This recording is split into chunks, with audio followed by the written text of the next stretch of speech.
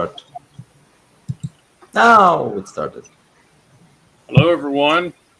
Welcome to the first and possibly the only episode. This is intended to be a one shot, but we live under a curse where it tends to go to two or three sometimes of the new Gothic available from the Red Room and other places you get your RPGs that aren't crap. Yay! Yeah, the group, you guys are a member of the Candlelight Society, which is a group within the Church of England that occasionally is called in to investigate or turn its attention towards things of a infernal or supernatural bent.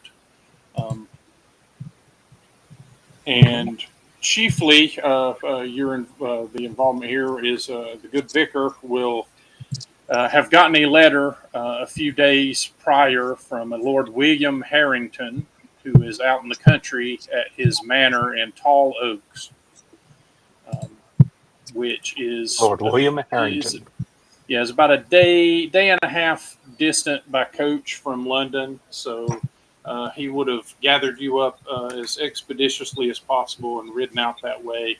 The letter was somewhat brief and in a shaky hand, but indicated that his eldest daughter, Charlotte Harrington, was having some sort of issue that was, hopefully medical, but was more and more appearing to be something far more infernal. And he sought the aid and advice of his good vicar and anyone who he thought might be equally helpful to the task. And so you guys are on the second leg of a long coach ride, heading through a progressively deeper and deeper oak forest, getting very close to the manor. When finally the oaks give way to a large courtyard, a manicured lawn, and a very, very large manor house with a fountain out in front. The sign here indicates that it is indeed the Tall Oaks Manor.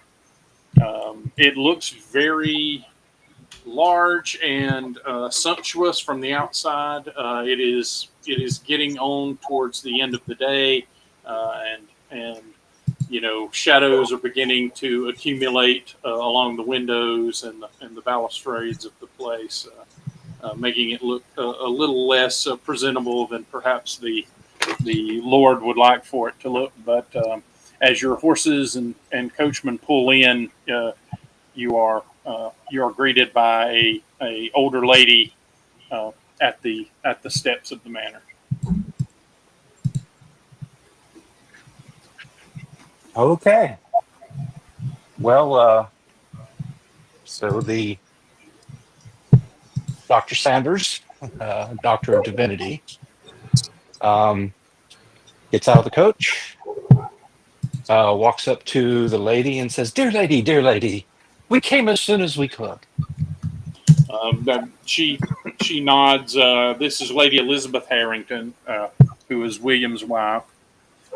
She's in her early 50s, well put together, normally very well dressed. In this particular case, she's in more modest wear, not quite funereal wear, but she's dressed in very muted clothing, and it's obvious to see that she has not slept in a few days. She has some bags under her eyes and looks like she's been crying recently.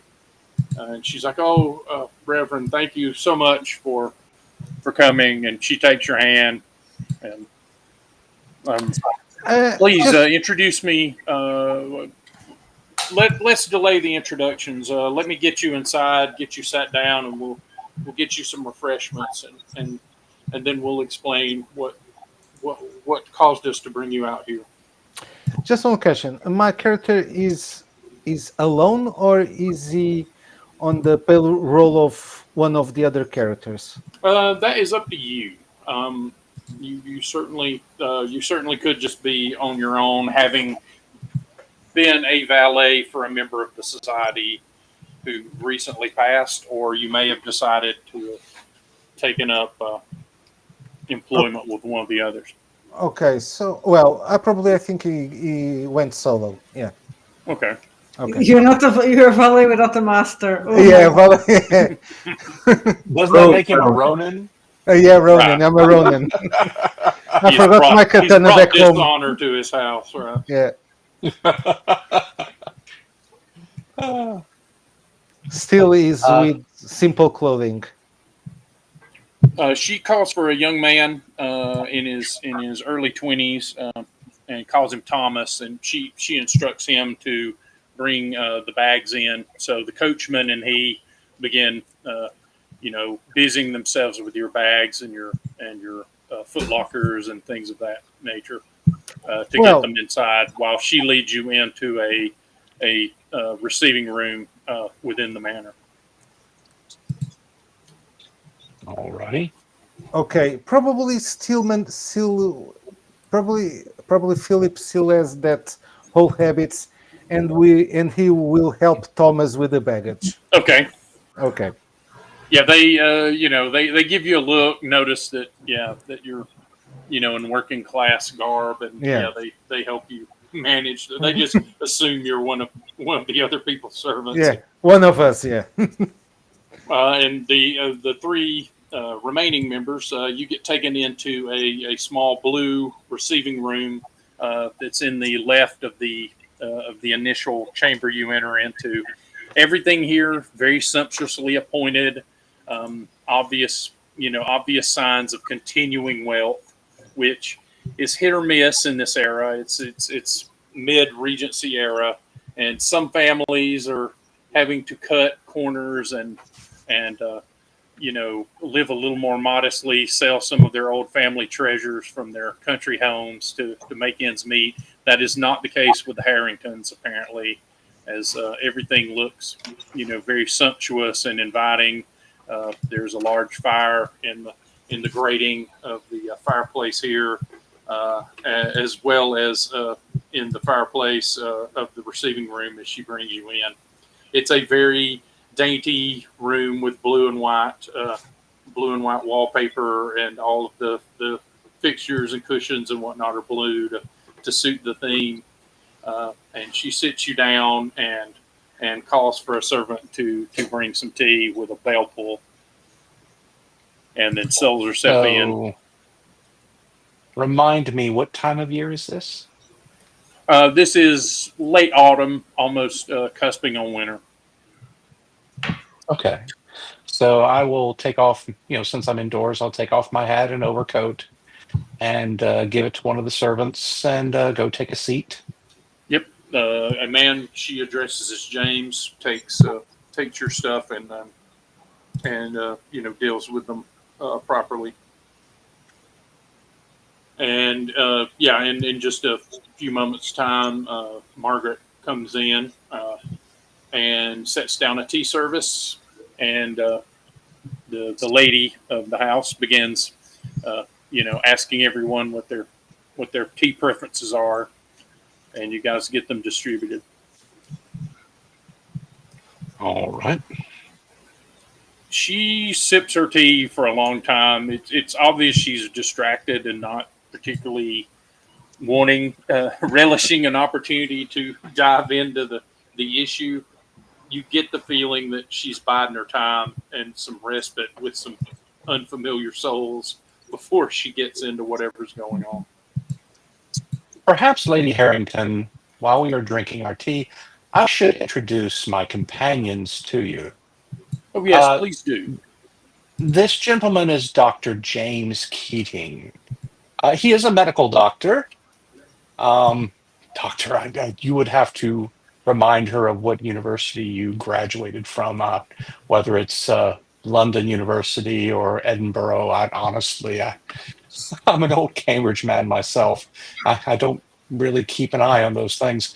But Dr. Keating is a member of the group that we had mentioned to his lordship who might be able to assist with the problem, as is Mistress Nancy Walpole. Mr. Walpole is someone who specializes, shall we say, in the adventurous life. She's been in many Oh, places, um, many places, and of course, lest we forget, allow me to introduce you to Mr. Philip Dean. Mr. Dean was recently a valet in the service of a prominent zoologist who is a member of our society. And as you can see, he's a very robust fellow and very helpful to us on those occasions. Uh, When we need someone of that particular capability, he, of course, has excellent references, but has chosen for this time to work with our society in his own capacity. and In any event, go I'll just ahead. make a little bow and say a servant. In A any event, pleasure. A given pleasure. the urgency, these were the members of our society that I could obtain to assist. But of course, we don't really have any details as to what the exact urgency was. She nods. William spoke very What? briefly, and I don't pretend to know much about your society. He did say that you brought a great deal of knowledge and spiritual succor to a house which desperately needs both. Um, I do not know how to begin to describe our troubles to you. It seems what we thought perhaps was disease bedecking our house is turned more and more to perhaps a haunting or even worse. And she sort of begins tearing up and momentarily is unwilling to continue. She takes a few sips of tea. Uh, pardon my lapse. Our eldest daughter Charlotte is has been incommunicative for the last few days. We thought she had come down with a fever because of malady, the way the malady presented itself, but it became very clear in the next day or so that it was something far worse. We've had to move her out of her chambers, and perhaps it's best if I show you the issue. And she sets Yes, of her tea course. down. Um,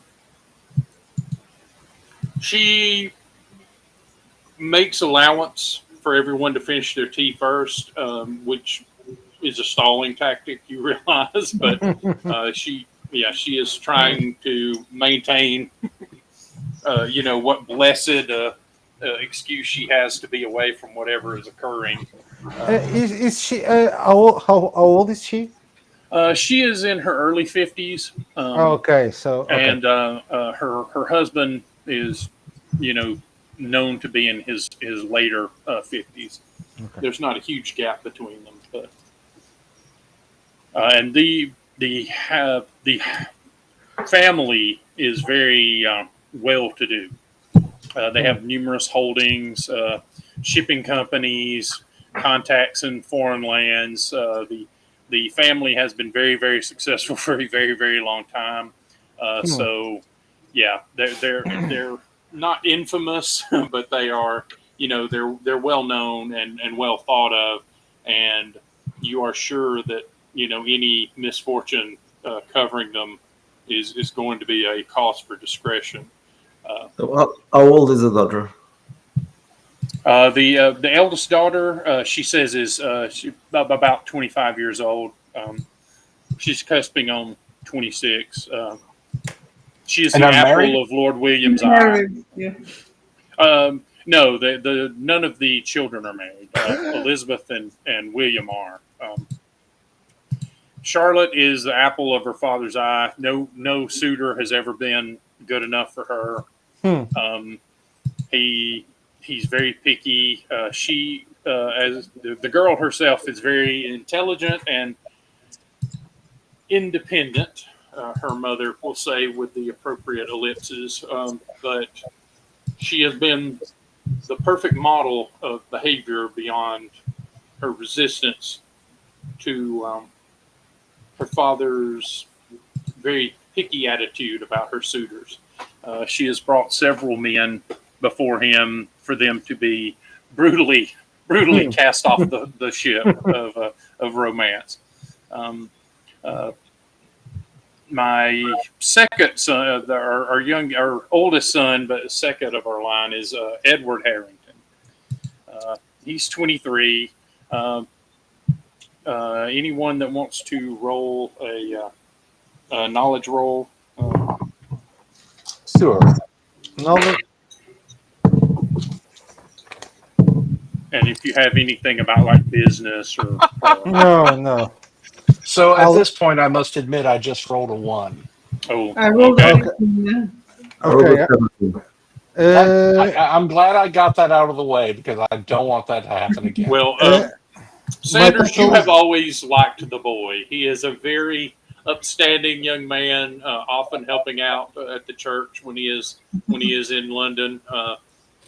He is a generous. He has been very generous after confessions, and generally a good boy as far as you can tell. Well, I got a 16. Okay. Anyone roll better than that? Yeah, I got an 18. Okay. So yes, you, Miss Walpole, you will have heard of him from Society Connections. He's supposed to take over the Harrington Empire. Once his sister is married off, and he and his father agrees to finally go into retirement, which is probably not expected for another decade or so. But almost everyone who has dealt with him in the business feels that he is not responsible and has not put a lot of work into it. He's a charming fellow, but he's vacuous and He's a scoundrel. and lazy. And then their youngest daughter is just 18, Emily. She's just a young slip of a girl who you gather, Thaddeus, from just seeing her at services and whatnot. She's too young to quite know what to do with herself just yet, and she's more than a little naive. But otherwise, a very studious and sweet young lady. And that is the formation of their house. Lady Elizabeth's mother lived with them until about a year ago, where she passed away. And the remainder of the household are servants. Now, before we go forward, Philip, while you were out helping with the bags and whatnot, is there anything else? Oh yes, I'm just trying to get try to get the ambient in the house. Try to see if there is a sense of fear or anything among the well, because the servants they tend to hear and see almost everything that goes on in the house. So Yeah. I'll try to get something to try to get something from them to try to get Okay. if yeah. So the two people you're working with are James Thompson, who is the butler. James Thompson. Yep, his wife is the housekeeper, Margaret. But And the younger boy was Thomas Green, yeah, Thomas. who is the footman. Margaret. And they're not really saying much. They're trying to keep to the work, but Yeah, I'll just try to.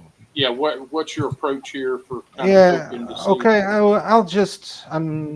Well, I'm with the.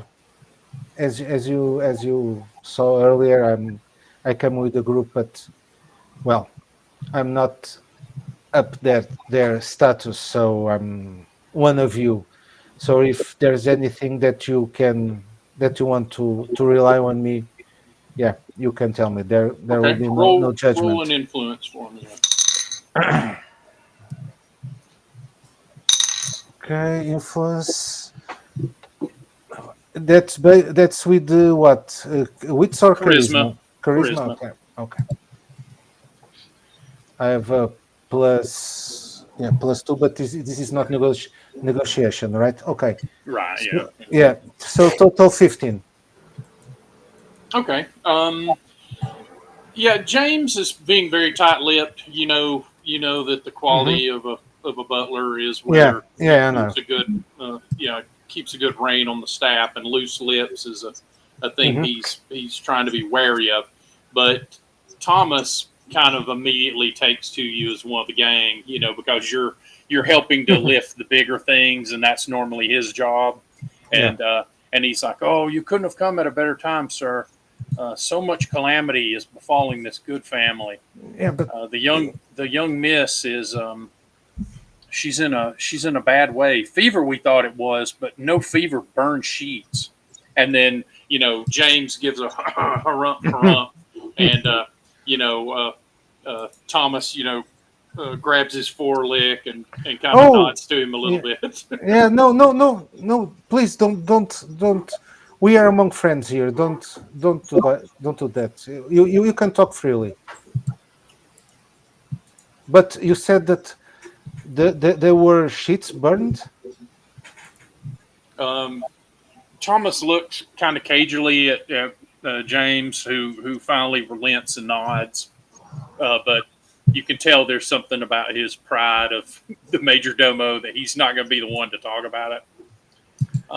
And yeah, Okay. Thomas lights into a little description. He's like, "Yes, a few days back, the young miss she weren't to rise at all, but we thought perhaps it was a fever, for she was might hot. But over the next few days, no amount of modern, no amount of modern treatments could rouse her.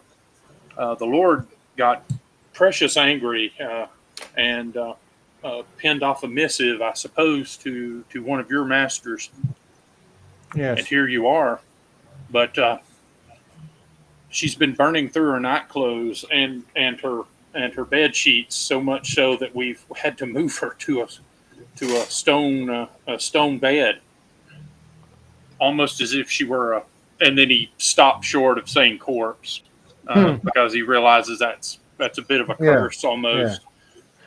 And But yeah, you can tell he's a little emotional about her. You think maybe okay. he's Yeah. There's he's something got a there. bit of a Okay. crush on her. Yeah. And tell me this. You said this only. It is only the. It's only with Charlotte, or do you think that something else? It's around the family of their house. Oh no, the country doctor came by and he could do nothing for her, but he did say that it didn't appear that any of us had any symptoms similar. So Hmm. so far so good, and he makes a little cross. He crosses himself and Yeah. spits on the turf And this started when? If a month ago, a week, 3 days ago. three 3 days days ago, ago. where she would not rouse for anything. Do did you notice something strange? Did you know? Did someone strange to the house come and visit the family or Oh anything no, that? No. no visitors for at least 3 weeks. We're beginning to fold up to head back to London. Uh, Hmm. the winters here are bitter, to say the least. So it was thought to be better to pack up the household. Only a few of us are going to stay to maintain the place, and of course Scott. And he points his thumb over at a cottage Hmm. in the distance. Scott, the Yeah. groundskeeper, will stay here all year, but there's not a winter could kill that man, nor a summer, nor a bear. And uh, by any chance, I know this is something probably very stupid, but do you know if the master as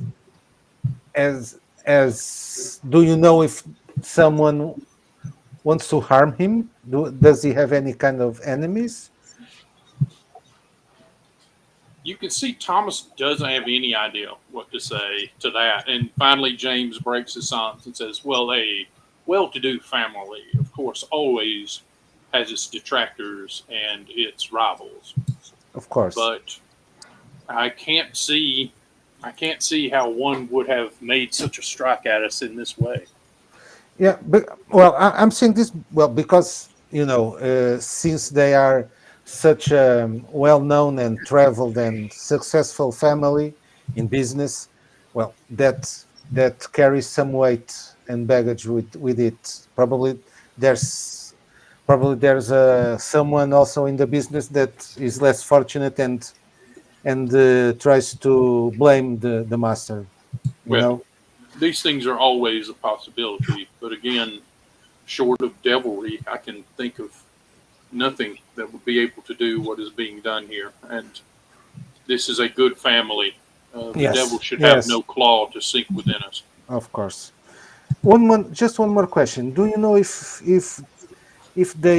there was some kind of voyage recently? They s- they received some kind of package recently. Or any of them returned from a voyage recently Not abroad. recently, but earlier in the year, Hmm. Master Edward uh, had gone to Calais and some other places on the continent, but Mm. just for business Okay. and no misadventure that the young master felt need to report. Okay. Okay. I thank you very much for your help. Probably now I'm Oh, going thank to. you, he says as you guys are Oh. setting the baggages down in the various places. Well, and if you want some help, just call me. I'm here for you. Now Okay. he gestures to your bags. He's like, "Should we make you a room, or will you Don't be worry. down below stairs with us?" I'll be here with you. Yes. Well, if you'll rejoin your group, I'll show you to the blue room, and Yeah. Thomas, if you'll take his to the spare servant room, and Yeah. yeah, Thank you. Thomas says, "Yeah, I'll take care of it." The Uh, boy speaks too much, he says after he's, oh, but it's normal. Don't worry. He means well. but his lordship has expressed that he wishes to be open and honest to your group so that this malady can be overcome. Yeah. And I thank you. But Yes. old habits, they die very hard. Yes, I know. Yes. So I'll return to join the Okay. group. And Yeah. yeah, so we are caught up, and yeah, you guys finish your tea. She drags it out. Then she wants to know if anyone needs seconds of tea, and you're like, "All right, lady, it's time to clown." So I stand up and say, Lady Harrington, I will be happy to have more tea later. But for now, I think we must see the young lady if we can. I'm certain that She Dr. Keating would want to make an examination at the Yeah, very so least. who has observed her before? Ooh. uh, there was a country doctor, Oh, a country doctor. Yes. Dr. Peters, who came on the first day. He said that it was definitively not a fever, although Wow. she was definitely hot to the touch.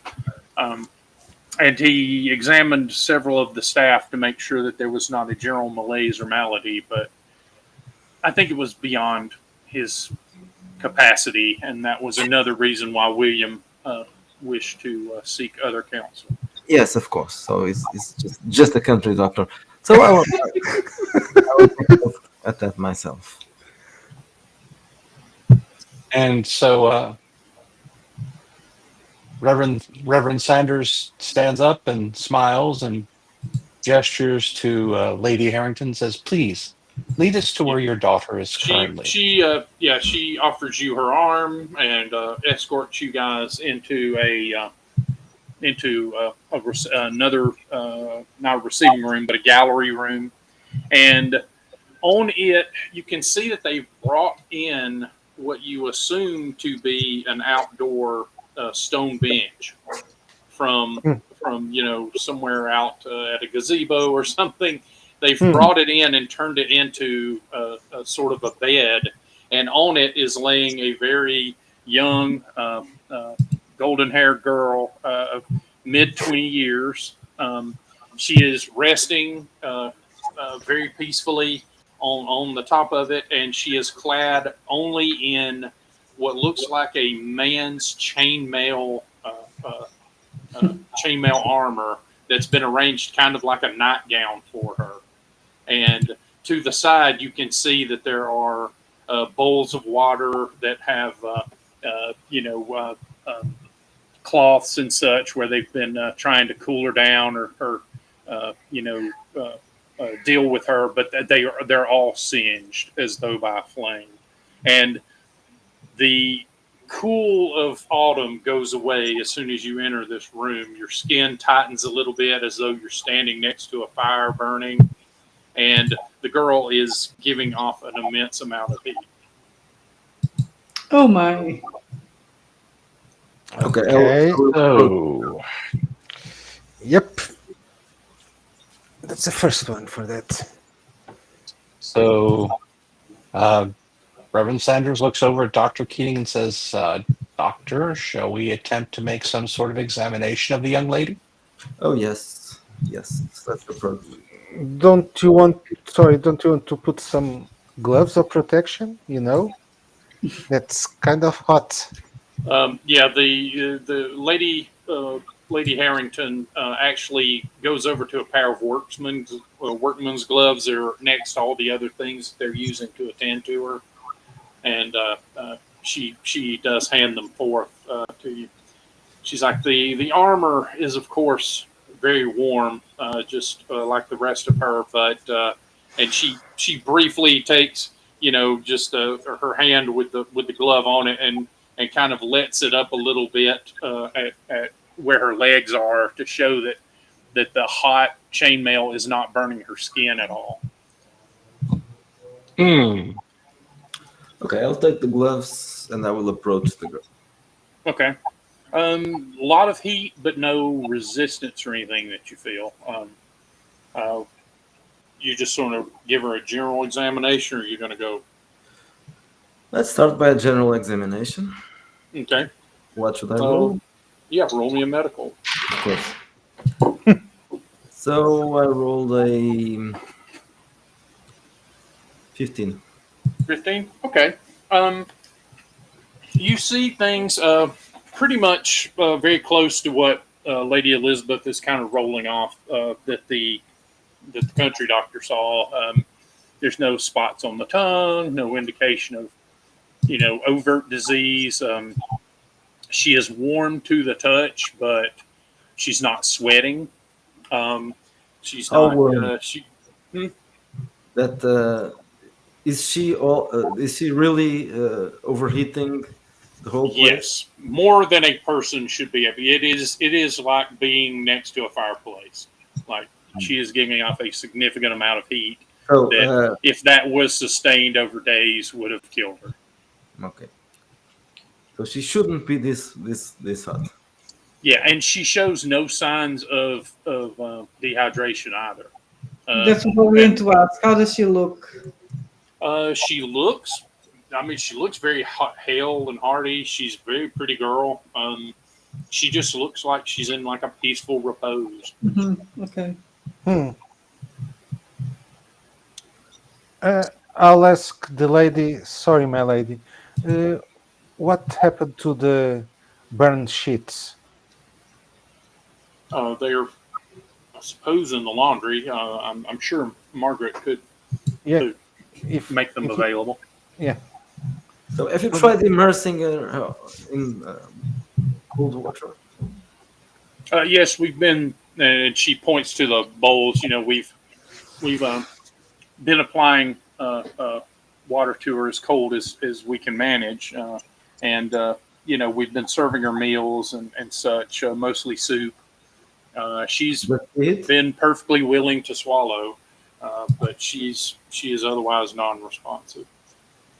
But she's unconscious? Let me try a few things here. Yes. I'll whisper to the Reverend and just say, "Do you think this is some kind of possession?"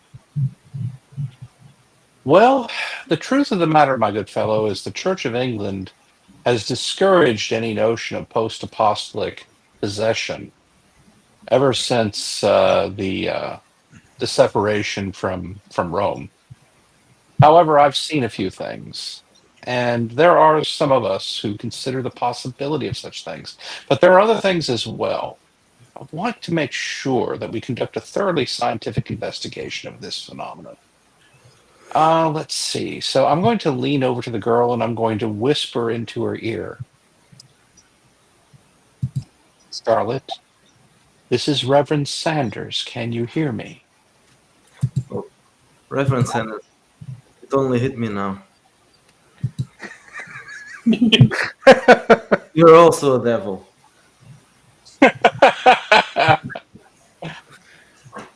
So I whisper into her ear, Scarlet, this is Reverend Sanders. Can you hear me? Roll me an influence. Alrighty. Okay, that one is much better. So adding my +1 for my charisma and for my influence skill, which is actually pretty darn good. That's going to be 13, 14, 15? 15? Okay.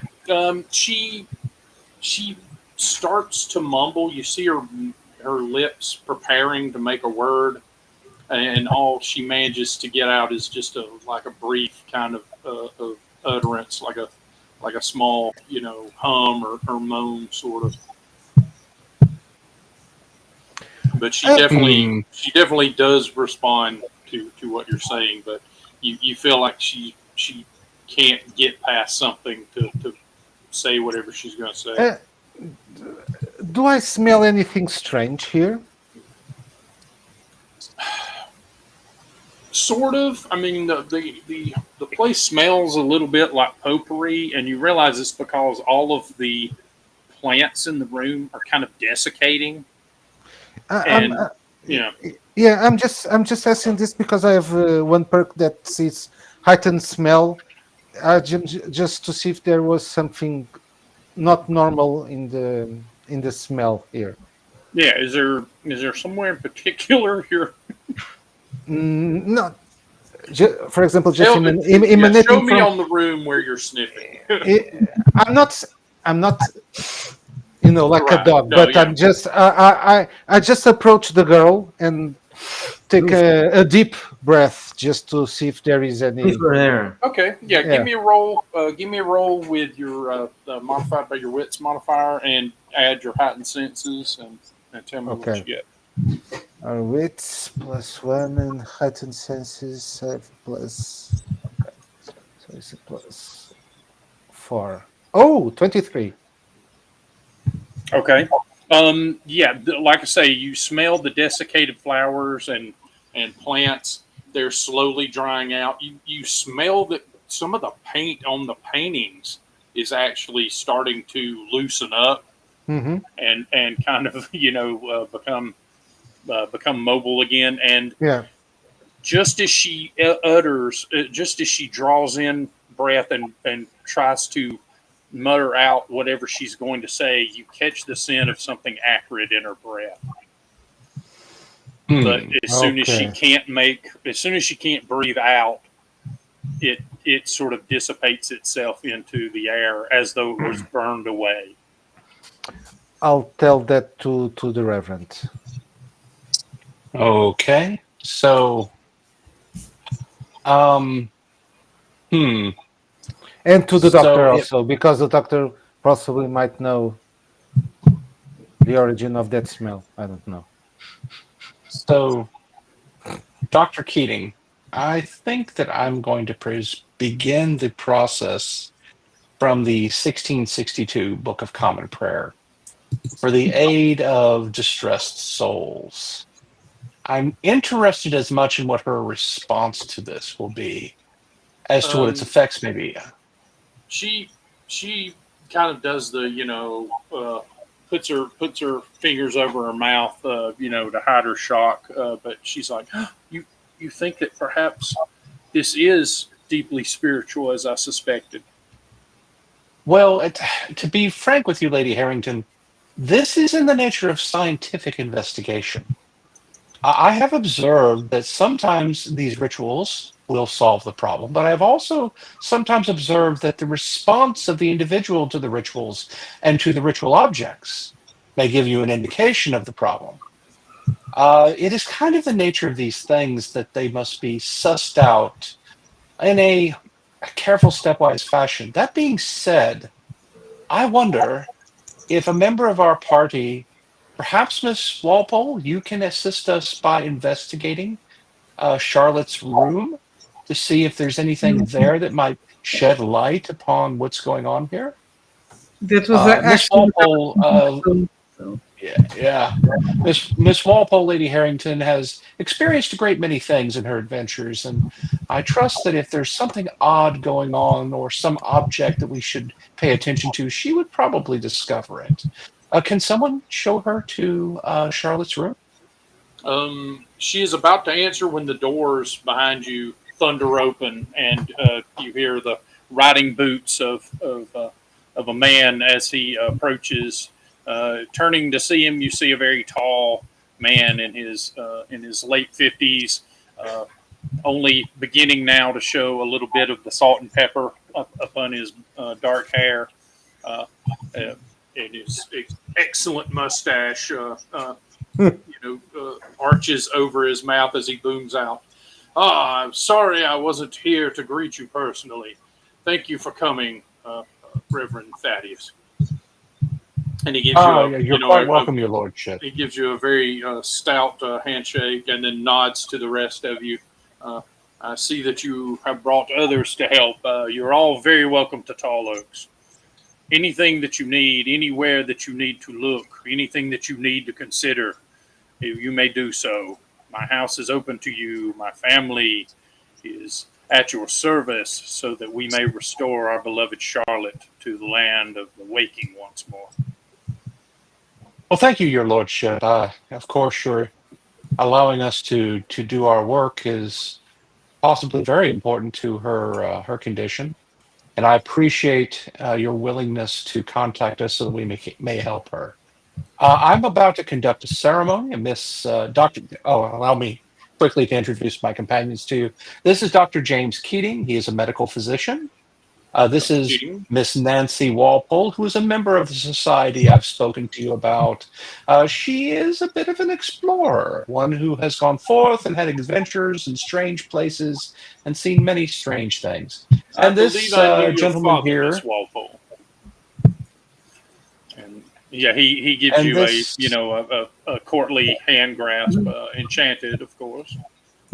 Thank you. and this sturdy fellow here, who also works with our society, is Mr. Philip Dean, who was formerly a valet to a zoologist who was a member of the society. He is here Dr. to assist us Portford, as well. correct? Correct, Your Lordship. Well, I'm very sorry for his loss, of course. Thank you, Lordship. All of you, as I say, welcome to Tall Oaks. If I may have but a moment of your time in private, Of course. and he pulls you over to the other side of the room and says, everyone should be as cooperative as possible, but if they are not, I would like for you to let me know. I cannot shake that perhaps one of the servants may have more information about this than they are letting on. James, Indeed. of course, is a stalwart man, backbone like a ramrod, but the rest of them I cannot speak to. It shames me, but I don't know them as well as I do James. No, that is to be expected, Your Lordship. After all, James is your interaction with the rest of the staff. I would say that is why we have Philip with us. I think Philip will get along well, being a gentleman's gentleman himself. Don't you agree, Philip? You would be able to ask the appropriate questions. Don't call the servant over here. We're having no. Oh, I thought he was already over here. Okay. Oh no, Never no, mind. he No, just no, no, pulled no. you off to the side. You are. Yeah. Yeah. Anyway, in any event, Your Lordship, I was getting ready to conduct a ceremony. which might alleviate her condition, or at the very least, might give us some indication of the nature of the condition by her reaction to it. My goal here is to try to make a thorough scientific study of the phenomenon so that we can quickly effect some sort of cure, or at least identify the sources. Um, He if you, nods. He nods. Thank you. uh, Whatever you must do, please do. I mean, okay. no man should have a favorite, but Charlotte is definitely has always been a bulwark in hard times for me. She is our first, and I have not shaken. I have not shaken that she was my only, despite having two more. It does me no credit, but those are the facts. And he sort of looks away for a moment and then back to you, like you know, evoking uh, the So pleasure of getting I it will off begin. his chest. Yeah. So, if very well, your lordship, I will begin the ceremony. Um, Miss Walpole is going to examine Charlotte's room, Mhm. um, and Dr. Keating and our man Philip here was going to assist in the ceremony and what might follow afterward. We shall see. And I will begin. Would our So, presence here be helpful or harmful to your operation? I think the prayers of any good person shall be helpful to us in this matter. I will begin now, and I will explain what I'm doing as I'm doing it. So you see him take out a little wooden valise, Hmm. and he opens it up, and you see all sorts of items in it, among which you see specimens of the host.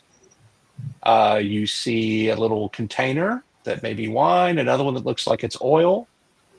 You see a couple of containers or vials, perhaps, of what looks like some kind of water. And a couple of crucifixes, or I should say crosses, because this is Church of England. Right. And uh, one is wooden, one is metal. He takes out the metal one. And he also takes out a book. And this is kind of this leather bound, looks like a very nice book. Smythe sewn, the whole 9 yards. And he opens it to a certain page. And Okay. he Hey, begins. let me interrupt you for just 1 second. As you open the valise up and its contents are exposed to the air, you feel a brief rush of cold air come off of it, alleviating what you now realize is a swelter in the room that you had slowly grown used to. Interesting.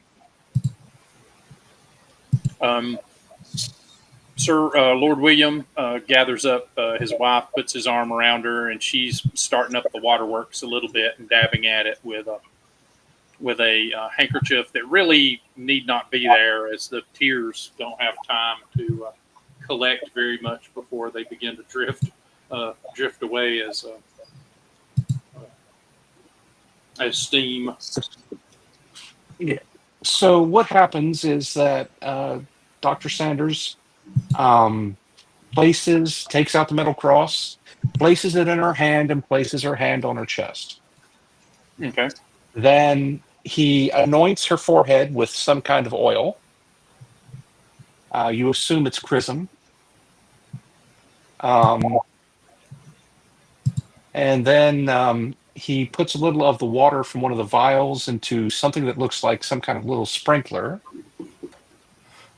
And he calls Philip over and he says, "Philip, here in the Book of Common Prayer, when I state the call in the regular text, you'll please give the response in the bold text."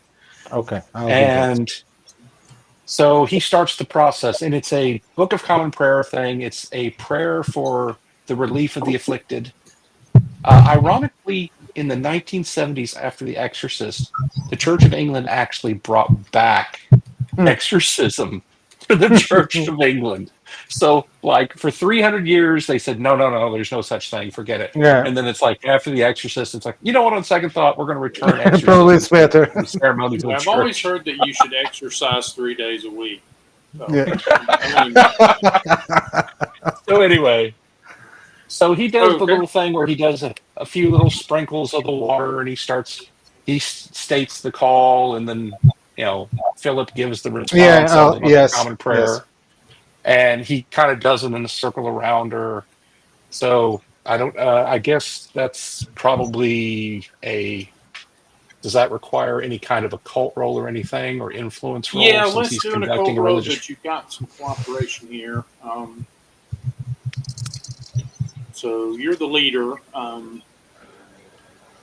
And yeah, so roll me an occult roll as well, Mr. Dean. I don't And if have a you, Okay, so occult, well, but then just roll, wits. wait. Okay. Oh God, natural 20 Okay. for Oh, thank you. 21 total. You That's know, pretty awesome. I think I'll give you a +2 for that then. Yeah, so +2 on your occult roll for I mean Philip is belting it out Yeah, it's filling it. It's, He's a good He's solid like, this Church of one's for England. Yeah. Anne Boleyn, as he just really gets it. So let's see. I have a 13 on a die, so that's a 13 +2 for my wits, +2 for my divine favor, and 17. +2 for his assistance. That's a 19. 19, Jesus. Okay, yeah, you If he would just show up and fix it, we're fine. yeah you complete your ritual, and for a few moments you see the outline of a flame around her, and it is burning more brightly where the cross is than anywhere else. It seems it seems to be accepting of the cross that she's holding rather than pushed away by it. And Oh, now then this is very that interesting. image sort of dissipates in your mind. You're not sure if the rest of them saw it or not, but Dr. Keating will have. So when he comes back, we'll let him know. Did I see anything? Okay. You know what? Actually, yeah, with your role, you probably also see it. Yeah. So, but If when I see the flames, I'll just gasp and start walking back a little. Dr. Keating is Yeah, walk back a little bit, yes. Someone mentioned And make the sign of the cross. yeah. So each of you see, briefly a kind of a spirit of a flame burning, and it seems to be burning the most intently around the cross. So Dr. Sanders kind of walks over a little closer to Dr. Keating and sort of says in a low voice, "This is not a demonic spirit. This spirit embraces the holy ritual. It embraces the cross. I'm beginning to wonder if this is some protective thing. But protection from what? And what would bring it on?" it's very odd. I wish I had an organ, because this would be a good time for It's Gothic. Yeah. Maybe the building itself. There- I wonder what Miss Walpole might find in Charlotte's room. Yeah, let's find out. Miss Walpole, you you are led up by one of the scullery maids, or the primary scullery maid, Lucy White, who is a very, very young girl. She's probably in her late teens, and she opens up the young mistress's chambers for you. You smell a bit of soot as you come in, and you can see that they've sort of cracked the windows open to let some of the smolder smell out, but it's still lingering quite a bit. And Lucy says, pardon the smell, milady. It's she went through a couple of set of sheets before we moved her below. Hmm. Have you seen you something just like burn this them? before? She says. Well, I can't say that I did, but I'm not 100% sure what this is. What this is. She nods and just sort of takes a place, against the wall and says, uh, His Lordship says you're at liberty to look where you will. Thank you. I'm going to search around the room, but at the same time, I will try to chit chat her and see if she tells me anything Okay. about. Did she had any friends? Did she had any strange behavior? Any friends? You know what I mean? Uh, any Special friends. exactly. Did she had any strange behaviors before she got sick? So it's going to be a charisma and a search, right? Well, it'll be separate. Do a charisma and an influence Okay, for so I the had chatting her up. 17, 18. I don't have influence. Okay. Yeah, she opens right up and is like, "Oh, well, she. I have not known her long. I'm new to the household, but I do know that she has had numerous suitors over the past few years. But her father is very, very careful about who he would have her married off to. I believe he has someone in mind, but that is just scuttlebutt. Oh, do you know who? And no Do one you know? knows. I'm sure that James knows, perhaps Margaret, but none of the rest of us. But did you have someone that she fancied? I think, from what I gather, if you'll permit, ma'am, I believe she fancied them all quite a bit. But once her father forbids them, all hope is lost. Oh, of His course. word is law, and that is her feeling as well as the mere truth of it. He dotes on her, she dotes on him. Meanwhile, yeah, you look about and you do find that she's apparently a big proponent of needlework, Mm. having just a ton of needlework here and there. Um, you see, the latest needlework she's working on. But go ahead and roll me a search at this point. 16, 18. Okay. Yeah, you see her latest needlework project um, is singed.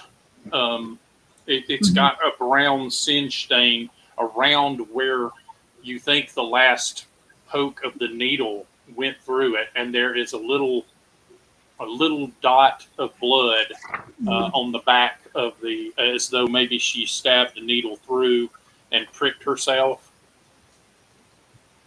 Mm. Do I see the needle? Yeah, it is still in it as well. Yeah. Mm. When you touch the needle, it is cool to the touch. So Mhm. nothing in the room is particularly warm, but it is obvious that from the wilted flowers and the singed bedclothes and things like that even recently when she was moved out of here, there was a lot of heat in this room before they figured it out and got her out of here. I'm going to look under the bed, under if she has any diary or anything like that. She Also, if does. I find She does. anything occult. Yeah, you don't find anything secreted away, um, uh, but you do. Well, I take that back. You do find a little bit of money secreted away under her under her bed, but it's just spending money. Um, but her diary is kind of just in her desk drawer, and yeah, how much time are you going to spend going through it? And is there Uh, how far back are you looking? well, first I want to see the last entries, but then I'll just try to skip it. Um, the last entry, she said that she had a fight with him again, Mm. and it was not anything of consequence, but that she wished that he would grow up and stop being such a pest. Mhm. but she Okay, never says then who he is. I'm going to read backwards to see if I can figure out who him is. She has a very annoying habit, you realize. Hmm. She doesn't use people's names. She Oh. uses nicknames for them. So she calls people Pigeon and Hawk and Daffodil and things like that. And it's almost as though she writes expecting someone to be reading it. But she is very open in a lot of her entries in the last few years. She gives all of her suitors names after trees. So there's the cypress and the fir and yeah, basically each one of them is a courtship of maybe a few weeks to a month or so. Then they meet Dad, and then Dad just shoots them down hard. And he gives bullet pointed reasons, like there's like, oh, he doesn't have any prospects, he's got no money, he doesn't come from he seems to be very, very concerned that she get a very good marriage, and he's very nitpicky about it. I'm thinking if the him is her brother, it could be. Very possibly, yeah, because the family she refers to by name, and they're just little mentions here and there, but there is a lot of writing to herself, so she doesn't explain things that like the other day, I can't believe that Mom said that old thing she always says, and you're like, what old thing does she always say? Like, you're the worst writer ever. I'm going to run an occult roll to see if I feel anything strange about the room. Okay. 15. Yeah, I mean this room definitely was the beginning of something big, right? Like, I mean, that this room shouldn't be as sooty smelling as it is because as you're talking to Lucy, you gather that nothing actually caught on fire, right? But it smells like a fire was burning here a few days ago, even though, yeah, everything is just a little singed here and there.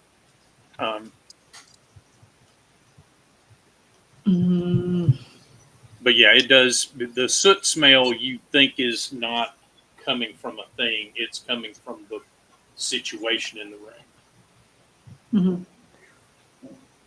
Was she? And I'll ask the maid. Was she knitting when she came?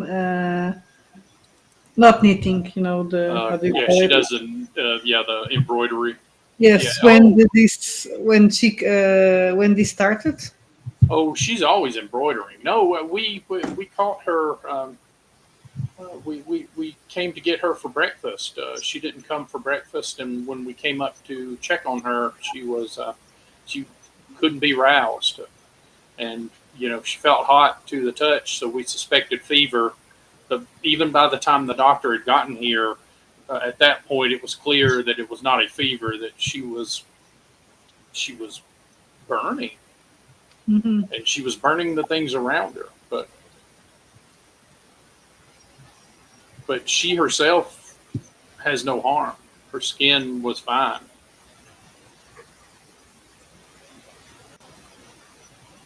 I'm wondering if that sample of blood in the broderie can be looked into a microscope.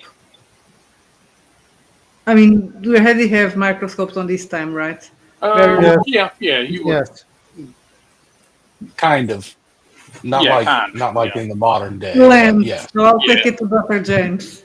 Right. DNA testing is in its infancy. No, just look at the blood. Yeah, no worries. DNA? What's DNA? Right. At this point, we don't even have Mendel and the theory of genetic that's a heredity. conversation that's going to take a while. Yeah. Darwin's in the future. Yeah, so the Reverend Sanders. The Reverend Sanders is a thoroughly scientific man, and he believes that the world is less than 10,000 years old. And it probably is. But anyway. And Miss Walpole will return to the rest of them, I suppose. Yes, yes, Yeah. I will. So I'm guessing, given how long Sanders is reading things out, you may wrap up at reasonably the same time. Pretty much. And then I'll, basically say, Your Lordship, give us just a moment to consult. I think I have a plan for us moving forward. And I kind of motioned everyone to come over and kind of sat a little bit over to the side. Yeah, and Um, Lady Elizabeth starts tending to Charlotte, and yeah, you hear water sizzling as she, starts trying to just rinse her down again, which is not helping, but it's something to do, and that's why she's doing it. Tell me, so, Reverend. Miss, So, did you see the flames okay, around her? I did, and I saw that the flames responded particularly well to the cross she was grasping. I do not believe this is a demonic force at all. If it was a demonic force, its response to the Holy Chrism, to the cross, to the holy water would have been very different from what we saw. So, So, Miss Walpole, what are your observations from examining her room? Well, there's a very strong smell there. It's too strong. So whatever Were there any happened. papers or writings that Well, might she give us has a a hint diary, but as it doesn't seem particularly interesting. Anyway, I'll try to sit down and read it. She has this annoying habit of not really telling things. It's like if she's afraid Hmm. someone would read her diary. like right now. Yes. And I showed the Well, diary with the burning and the blood sample. Okay, I'll take a look at that. this feels like a precipitous event, but I will say that the fact that this was brought on at the same time as she shed her own blood is quite interesting from an occult perspective. There are many ancient spells and ceremonies that require the shedding of blood. I don't know if this happened Hmm. exactly at the same time, but yes, it does seem like a possible lead. Dr. Keating, do you think that you might need to make a full examination of the young lady? I'm Yeah, very curious what her full physical condition is, I but think we may need to shoo the parents out in order for you to yes, be able I think to that's the do. central. Tell me, Miss Walpole, did you look under the bed? Yes. There was a monster there. Mm. That monster But is he dark wasn't. currency. But he said, "Hey, I got burned too. It's not me. It's not funny. I'm just the normal monster under the bed. I had nothing to do with this. I've been there since she was a Yeah. kid. Anyway, um, so I'm going to go over and kind of herd Lord and Lady Harrington and say, I really need to speak to both of you. Can we go find another room and perhaps I could speak with each of you alone just to ask a few questions as a kind of confessor to get a few details that perhaps are there are things that we know that we don't know that we know. Um, and that will allow the others to do their work. Just one moment, and then I go back and say, Philip, did you talk to all the servants? I talked to uh, Two James. of them. James Yeah. didn't talk that much. James is the butler. Thomas is the one that I did most of the talking. But yes, I'm going to try to talk to James and probably Margaret also. Well, there's a groundskeeper as well. Yeah, Scott. My suggestion is that you go and find them alone and try to E- get out of them what you can. Each one Um, of them. they will probably be more willing to talk to you than any of Yeah. us. Yes, And I understand what you meant, Reverend. yes,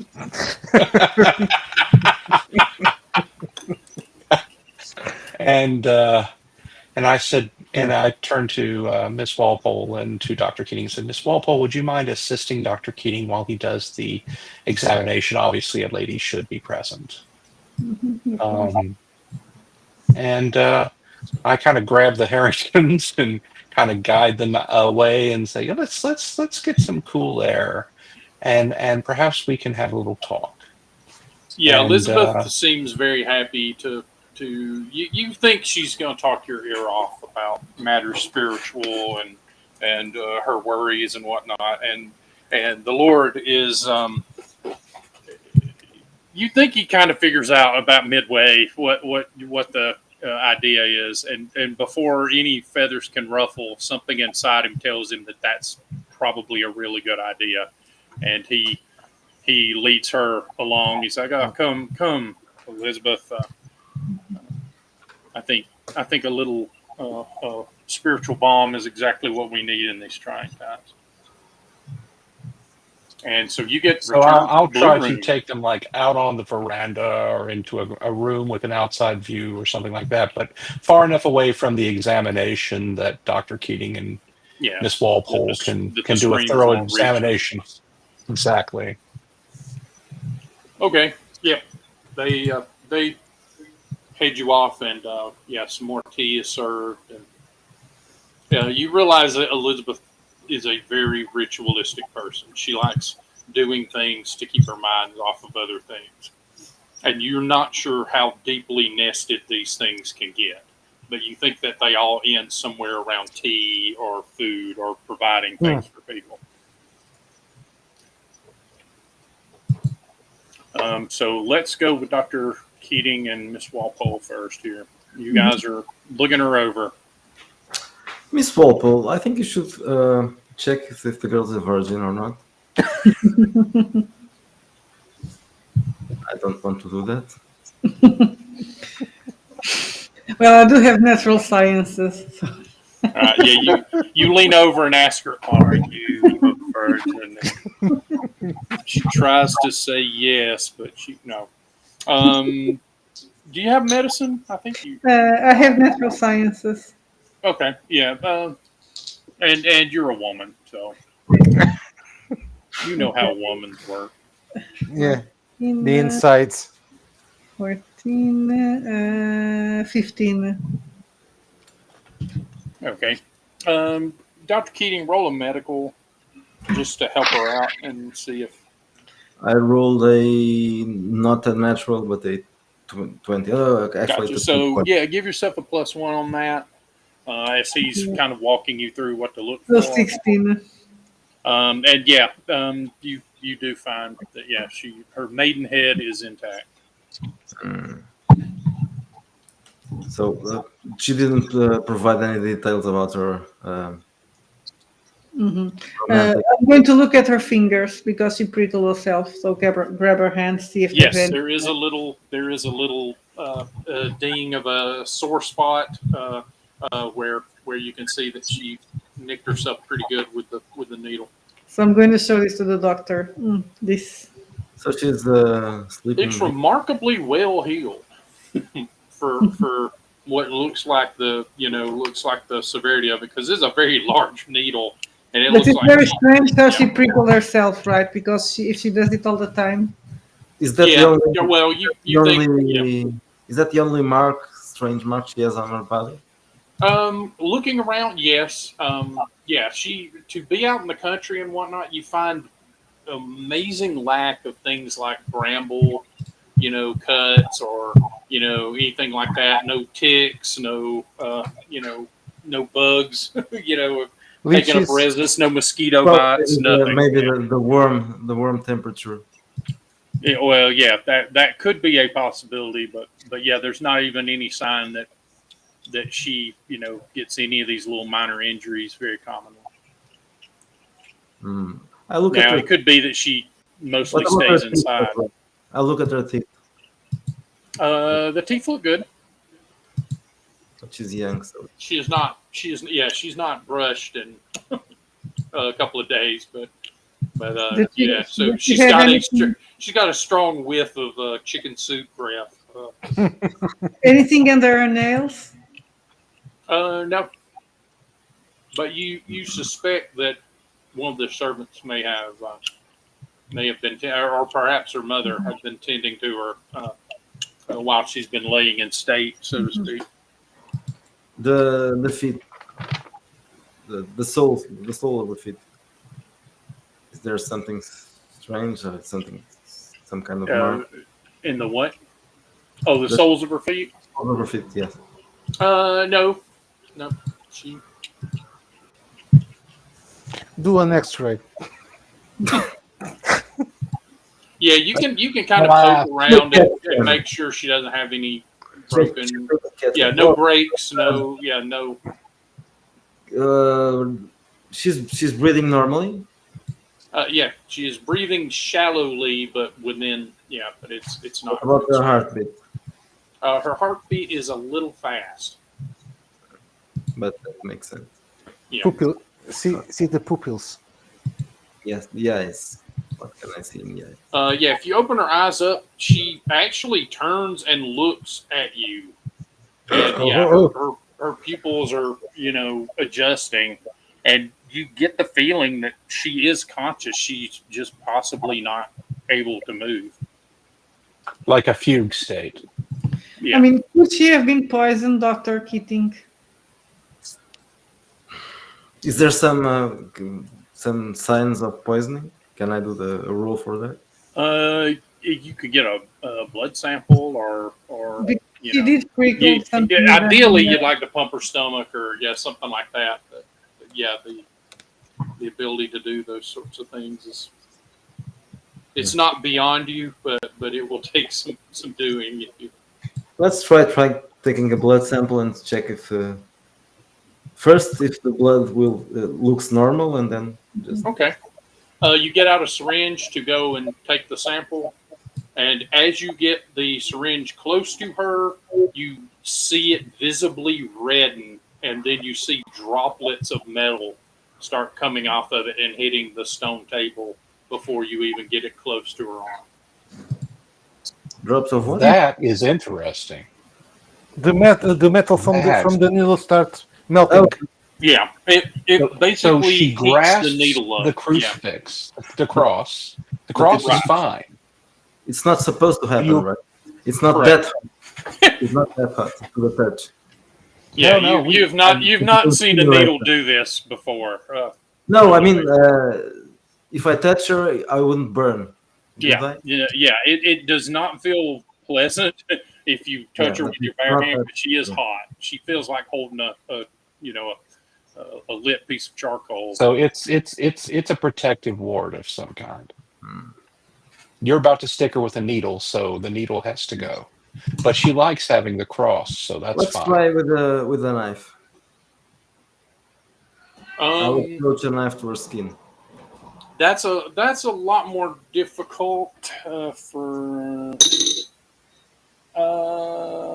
Yeah, the knife basically begins heating up to the point that it becomes difficult for you to hold it. But if you want to make a toughness roll to try to keep, Let's do. pushing forward. Okay, I rolled an 18. I'm not sure. No, I don't have any bonus. So 18. Okay.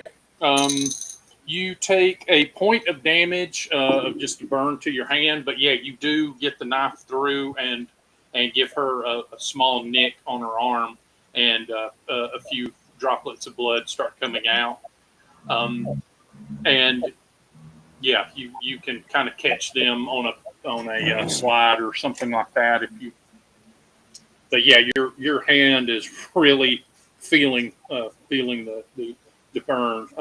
So Nancy, you probably have to do the blood collecting, and you can see the cut, beginning to scab up almost immediately, as though uh, days were going by in terms of their healing. Mhm.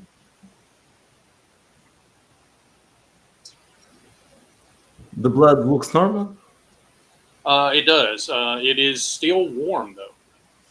Like the bottom of the bottom of the slide on glass feels as though it's holding warm water. So you look at it under a microscope. Yes, let's do an exam of this. All right, give me a medical roll again. Okay. This time I rolled a 13. Okay, I'm trying to think if these are It does look as though she is fighting something off. I don't know if they would know about leukocytes versus normal, but yeah, it does. Yeah, there are indications that her body is fighting something off, and there does look to be some foreign chemical in her blood.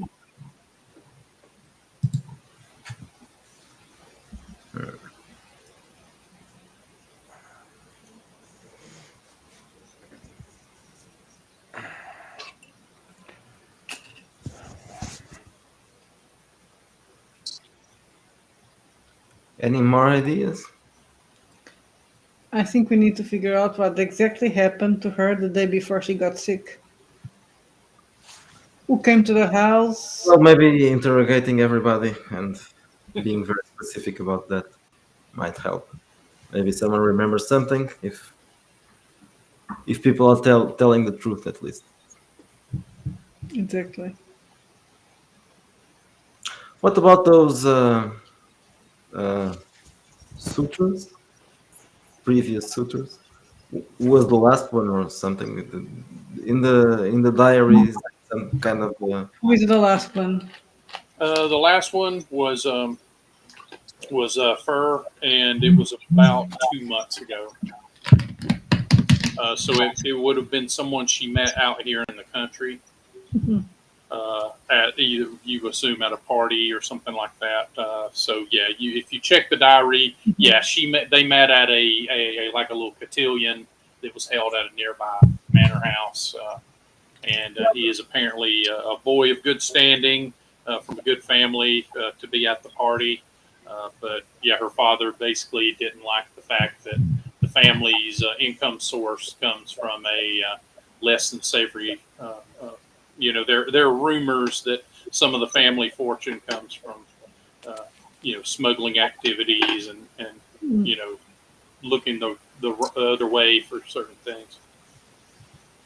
maybe you could try to talk to that person.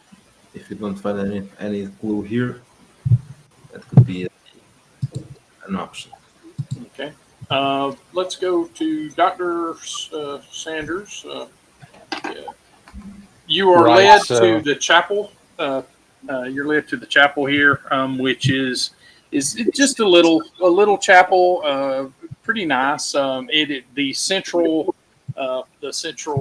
focus of it, as it leads up to the altar in the floor, is a mausoleum cover for the founder of the family, who the first Lord Harrington, who was a crusader, who basically came back to much fanfare.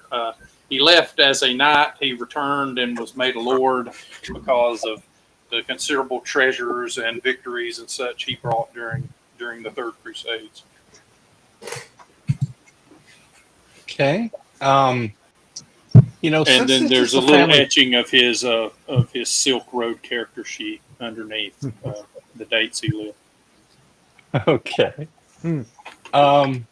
So I will take a look at as we're entering the chapel. Does it have any stained glass? Are there any tapestries? Are there any indications of events in the family history that would be noteworthy to me? Or is The it just a stained simple little chapel? the stained glass is there, but it is either just decorative or has scenes from the various moments in the life of Christ. And then there is Gotcha. a cross, prominently behind the rectory, I guess, above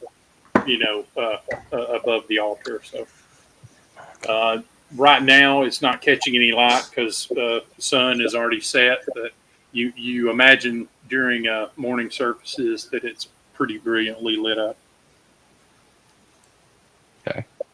So they take a few seats on some pews and let you say what you're going to say to them. So I basically I will do the power play and walk up towards um, the altar table with the enormous, chain Bible on it. And I'll look back at them and say, I cannot escape the feeling that what is happening here is as much protective as anything else. And I must therefore wonder, protective from what? Your That lordship, that piques their interest. You can see they look at each other as though they're like trying to figure out if the other person has an idea, and then they sort of turn back to you to see what you're going to say next. so I say, your lordship, your ladyship, let me be frank. Charlotte is at that age when it would have been expected that for a lady of her class, she would already have been married and perhaps have already had her first child, perhaps her first two children. And yet You she can is you not can married. visually see William beginning preparing his powder. Hmm. um, mention this because I wonder, is it that your lordship has a specific person in mind for her? Or is it that there is some quality in the young men that she has introduced that falls short for you? The powder dissipates as you put those forth, and you can see that he's actually thinking about it, and he's like, I can't say that there's anyone in particular that I have in mind, but there is a particular kind of man I have in mind for her. I am, and he looks at his wife, jealously protective of her, perhaps because I know that I myself was unworthy of my bride, though I strove to be. And she's, oh, William, you can. Uh, but there is not a particular name I could give you. But I will know him when I see him. Uh, Perhaps that is foolish of me, if you say so. But I would rather have her married late and well than early and poorly. I see. Certainly, my son does not have that belief. Tell me about your son. Edward he is well enough. Perhaps I could have had a firmer hand with him. He is a net outlay of funds, if I may say it that way. But he is learning the business slowly. But his ardor to take it over is not as great as his ardor to take over my title. I I would see. I would like that he took them both as seriously as one another.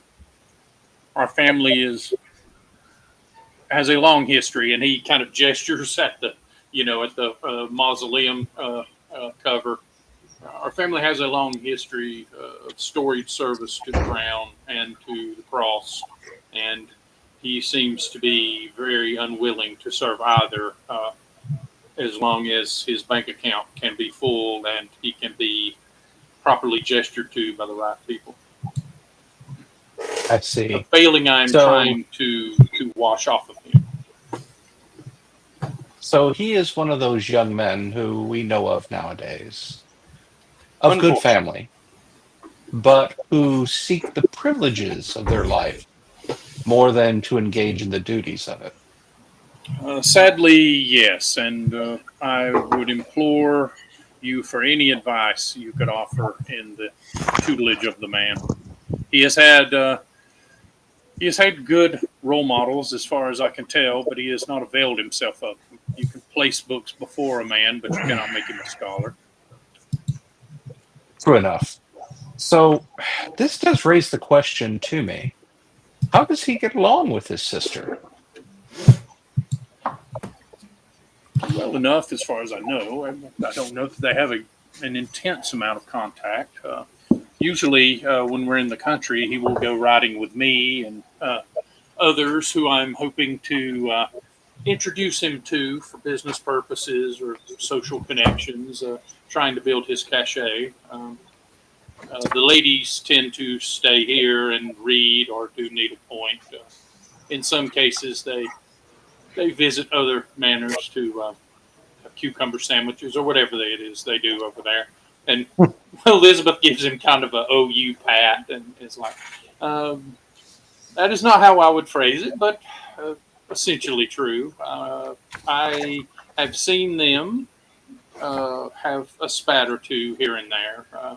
Of course, no one gets along poorly with Emily. She is such a dear, but she is so quiet and reserved that if she spoke up, I'm not sure that we would know her voice to hear it. Really?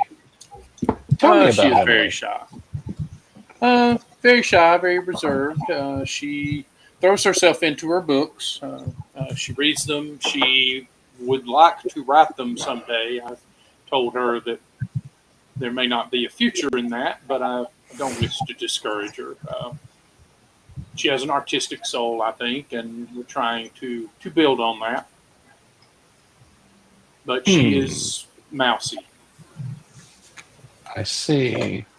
So she does not have her elder sister's beauty. Oh, she's lovely enough, I suppose, but Charlotte always knew how to use her beauty to great effect, and Emily is not yet to the age where that has occurred to her. Oh, yes, of course, of course. You say she reads books. I assume that the manor has a library. What sort of books Oh, does she read? well, the histories, some philosophy, but primarily she is reading some of the contemporary books as well.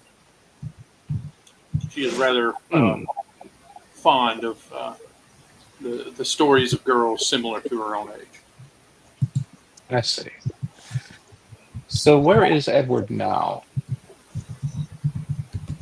William is like he should be up in his room. We had just finished writing when I came in to greet you, so he hopefully will be changing for dinner, which should be serving at your leisure, of course. Oh, we hope not to delay you too much. It depends upon the nature of our work. I would not allow us to disrupt your household routine too much. And I presume that Emily is in her room or perhaps in the library. She will be in a sitting room right now, says Elizabeth. I could take you to her and chaperone if you'd like to speak to her. Hmm. No, no. I think that I might ask Miss Walpole to speak to the girls while I talk with Edward. Yes, I think that would be best. Well, Um, at your discretion, says Lord William. so if the two of you will excuse me, I will go back and see how Dr. Keating and Miss Walpole are doing, in fact. Very well. And We'll have dinner in an hour. that would be fine. Thank you. And so I go come back and to the warm room, the hot room, Right. and I'll uh, I'll just check on Yeah, Keating and Walpole and see yeah, what they're they're doing. probably they're probably wrapping up some of their final examinations. And now, Mr. Dean, you're man about Yeah, town with the yeah. servants. I went down to the dungeons and tried to Uh, talk to the small folk, well, little pencils out. people. I'll give you the list of the household staff here. Yeah, so there's Thomas, Yep, the the footman. boy, yeah, There's James the James and butler, Margaret Thompson. Yep, yeah, who is the butler and the housekeeper. They are married. married, yes. There's Um, Scott, the he girl. James is in his 40s. Margaret is in her 30s. Um, Mm-hmm. there is Miss Ann Carter, who is the lady's maid. Ann Carter, Yep, okay. and she is in her late 20s.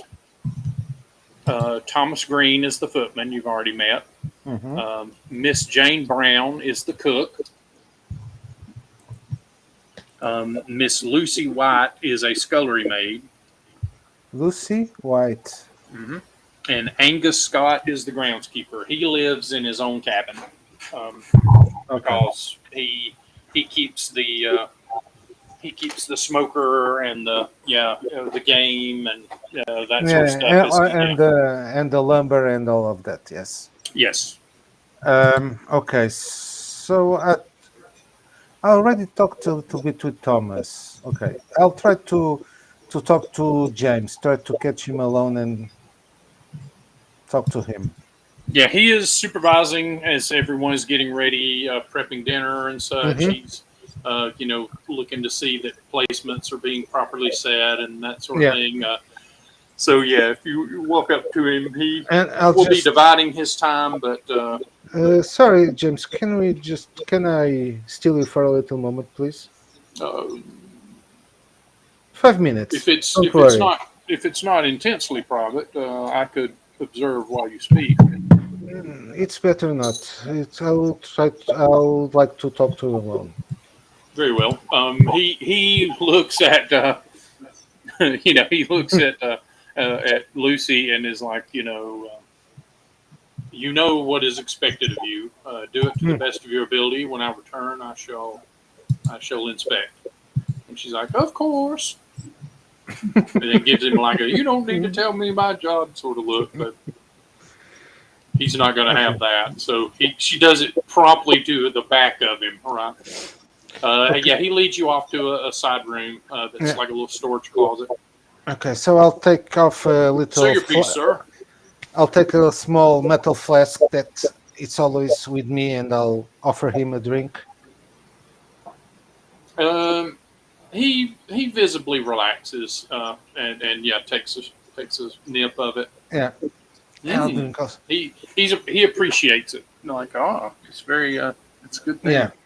Yeah. It's homemade. Um. It's Applejack. I'm dying. I'm going Let blind. me know when I'm blind. Yeah. So, as you know, the motive why we are here, and Yes. His Lordship gave us full permission, and he said that we would have full cooperation from all. He So, has told me as much, and I have shared it with the staff, okay, with so with the exception of Mr. Scott, which I'll talk to him later. So tell me what you know and what you think about all of this, please. I don't understand it at all. I thought at first it was a medical malady, and it's clearly not at this point. Yes. I have So, found it best for her ladyship's sake to just continue the management of the home. Uh, the fine interworkings of schedules calm her, and I am sticking with that. hmm. Um, his lordship is taking it poorly. Um, he rides now, but sometimes alone, just to be away from it all.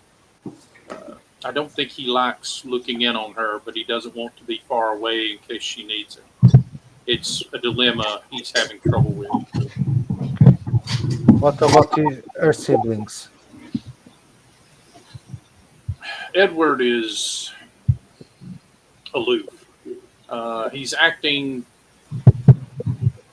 Sometimes he acts deeply worried, and sometimes he acts as though it is exactly what he had anticipated would be occurring. I don't know if he knows what to make of what is going on. Hmm. The first few days, he seemed very worried, and I've never seen him worry for another person. Uh, but the worry has given way to strange sort of apathy that I cannot explain. Edward. Young Okay. Miss Emily does not know what to make of any of it. The lady servants know her better than I, but I gather that she is perfectly willing to use her ears and very unwilling to use her mouth about anything she sees or hears around here. Uh, she's a smart one for sure. Okay. I've seen her. I've seen her in private moments ask very intelligent questions of people. Hmm. Okay, so now a difficult question. Do you know anyone, and I mean anyone, that wanted to make any harm to his lordship or even to Charlotte? Speak your No, mind. to be to be honest, no. Although I suspect that some of the suitors which have been turned away, if they were of a mind to, might seek retribution. I mean, it's not the first time I would have seen a man decide that if I can't have her, no one can have her. But I don't see how they would have done it. Well, so this started 3 days ago, right? Anything? Correct. Did you notice anything strange back then? Any No, visit? Anyone the strange? day before was very quiet. Um, No one in the no, premises? No There were no social letters. visits. Of course, the Lord and Edward went out Mhm. riding and hunting with some of the people from the local manors, but they returned with no game to show. At least none that made it to the house. And there was some tension. I gather something happened on the hunting party that drove a wedge between the two of them, but Hmm. the tempers of both of those men easily cool after a few hours. Okay.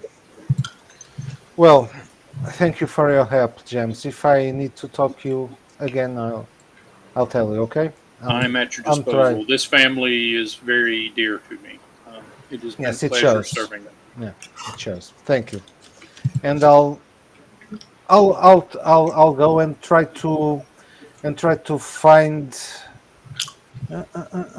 He Lucy. returns to the kitchen, to the dining room, and yeah, like a martinet, is just like looking at everything to see if anything's the slightest hair out of line.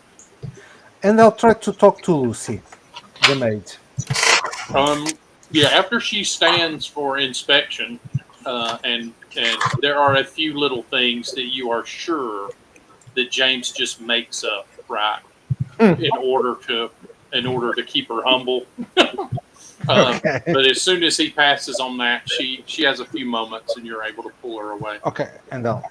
Okay, Lucy, do you know why we are here? Oh, the Miss Nancy explained, Miss Walpole Yes. explained that Okay. you're here looking at what's going on with Miss Charlotte. Yes, we are trying to help, and we need to know everything that you know, that you think you know, or that you saw regarding this matter. Sure. Do you She know? Yes. Yeah, she gives you basically what you already know about the whole Mm-hmm. timeline of Okay. it, Okay. and then she says, I don't know that there's anything else I've seen that might help with, but I'm keen to help if I can. Okay. And Emily, what do you know about Emily? Oh, she's a dear lass. She's very quiet, but when you get her alone and you talk about certain things, Hmm? she opens up a bit. Oh, okay. Well, probably it's not my place to talk to her alone. I'll If you want to get her to talk, maybe take her to the armory. to the armory. She's Okay. very fond of books with swords in them. Okay. I'll remember that. Okay. Thank you so much, Lucy. Oh, and And yes. this may not mean anything, but she did ask me to get her a sword um, Hmm. 4 nights ago. Did I she asked her tell you? why Yeah. she would ever want such a thing, and she said that it would just make her feel safer to have one in her room.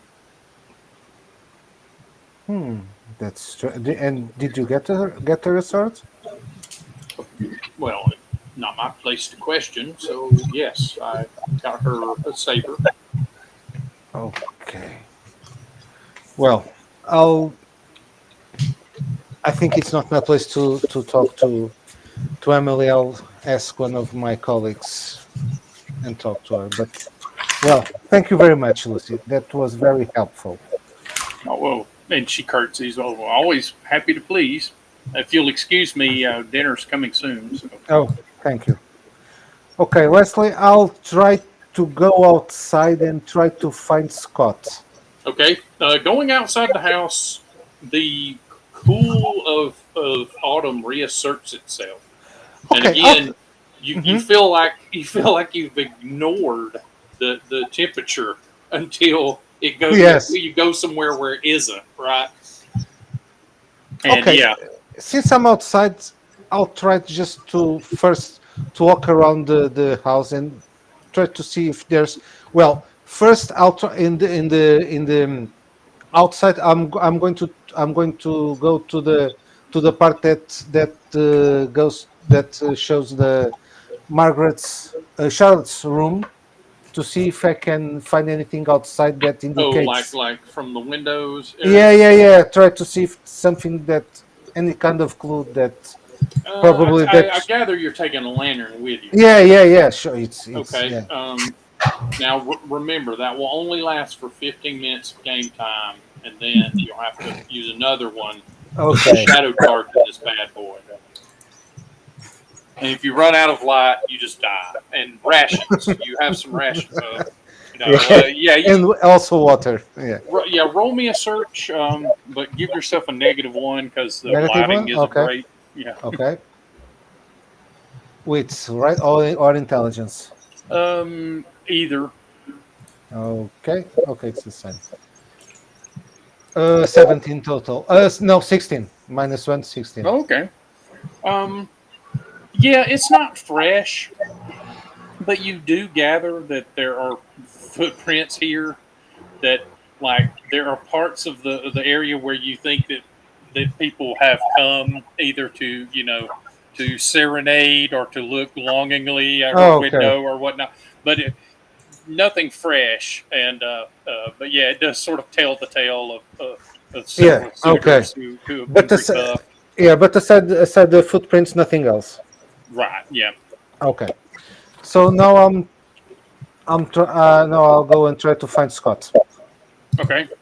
I think Um, probably it's near a cabin near Yeah, the main house. he has a cabin. He has a smokehouse. He has a little place for the firewood and whatnot. He's got like several buildings that Hmm. are Okay. part and parcel of his. But yeah, his cabin has the lights on, and you can see that he's running a small fire inside. As Okay. you see the little smoke puffing up out of the chimney. I'll knock on the door first. You hear a little bit of clattering of maybe some plates and such being set down, and then some shuffling, and finally the door opens, and a kind of an older man, but who is still very tall and Hmm. stout and weathered, looks at you like, Oh, "Yours is a Scott. face I don't know." Yeah, I'm Philip. I'm with the group that we're trying to see if we can help. Oh, guard, you're not one of them boys looking after the Charlotte, are you? No, no, we I've are told the trying. plenty of you I have no sway with the old man. No, we are here because His Lordship called us and trying to help Miss Charlotte. Well, Can I? come in. You'll Oh, catch your thank cold you, if you stay out there. thank you. Oh, it's gotten bitter cold for an autumn. Yeah, it's This very winter will be well. hell for sure. It's quite a difference from inside the house. Mainly the where Charlotte is. Well, but You look to have a bit of the gentleman to you, but I suppose if I brought out the rye, you wouldn't complain. no, no, no. Please, we're all. He pours a little tin cup of rye for you and sets it out in Yeah, front of you, yeah. and Thank then you. you can see that he's kind of just wrapped up a bit of a brief supper. And I'll take a sip and so well, we're trying to get trying to guess what happened here with Charlotte, and I was hoping that probably maybe you could It's a shed witch, is some what it light. is. A witch? Yeah, I can give you the answer and send you right home tonight. It's a witch. what laid upon her with a curse is the But work of the devil or one of his servants. we know who's the witch. Oh, I'm sure it's a witch hired by one of them suitors. Oh, so do you If I think had to it's guess, it's uh, Gafferty boy. Jeopardy? Gafferty, yeah, he comes from a rough house. Nouveau Mm. riche, I think, is the word they use. His family is in shipping, if you know what I mean, and Mm. he gives you kind of a tar wink.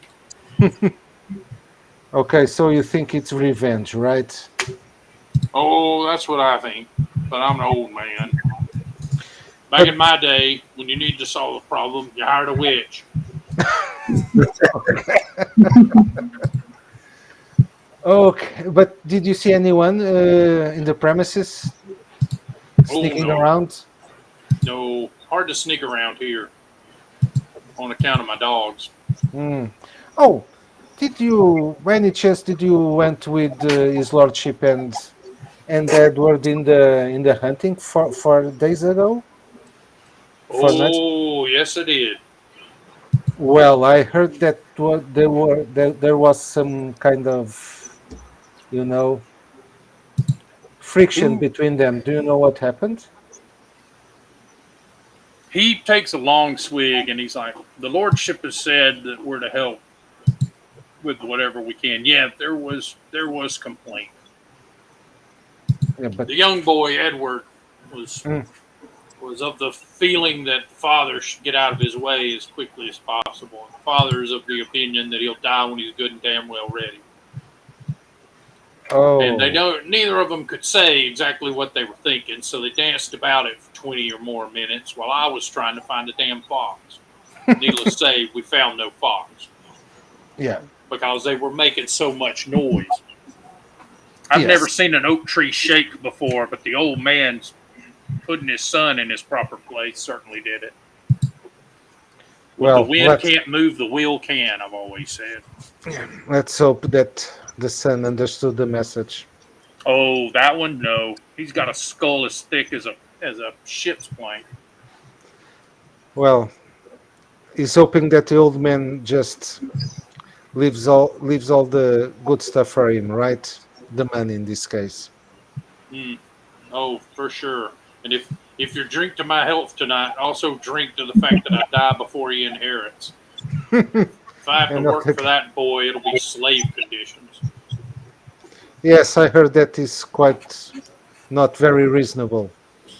He's reasonable enough, but we're beneath him, see, and he's plain to make heirs with other people, so he'll work me to death, or he'll throw me in a hole and replace me with someone with fine buttons. Hmm. Okay. And I don't Well, have any fine buttons. yes, but don't worry. As it seems, his lordship doesn't mean that. Well, I think that there will be someone for his place, not him. Oh, But anyway, you think there's a fourth child on the way? no, no, no. But there's a well, from what I heard, there is another one that's it's best suited for the job. Let's say, Oh, yeah. But I'll talk. I must have to. I have to talk to them first. Well, Scott, he you. trying to. You can see him racking his brain to try to figure out who you're talking about. well, Scott, you are very helpful. Well, I'll be going now. that's my whole point. Helpful Scott, Yeah, they used to call me, yeah. A witch. till I beat the tar out of him. I'll try to find that witch. Well, Oh, you'll find her. thank you, The Scott. thing I'll about see. witches is they have to live within the boundaries of the place they haunt. Oh, So you'll find 4 rocks, one in each place, south, in each cardinal direction. She can't stray much further than the place they intersect. did you? Also, she will have to count any pile of hay that you give. She'll have to lay each strand out and count them individually.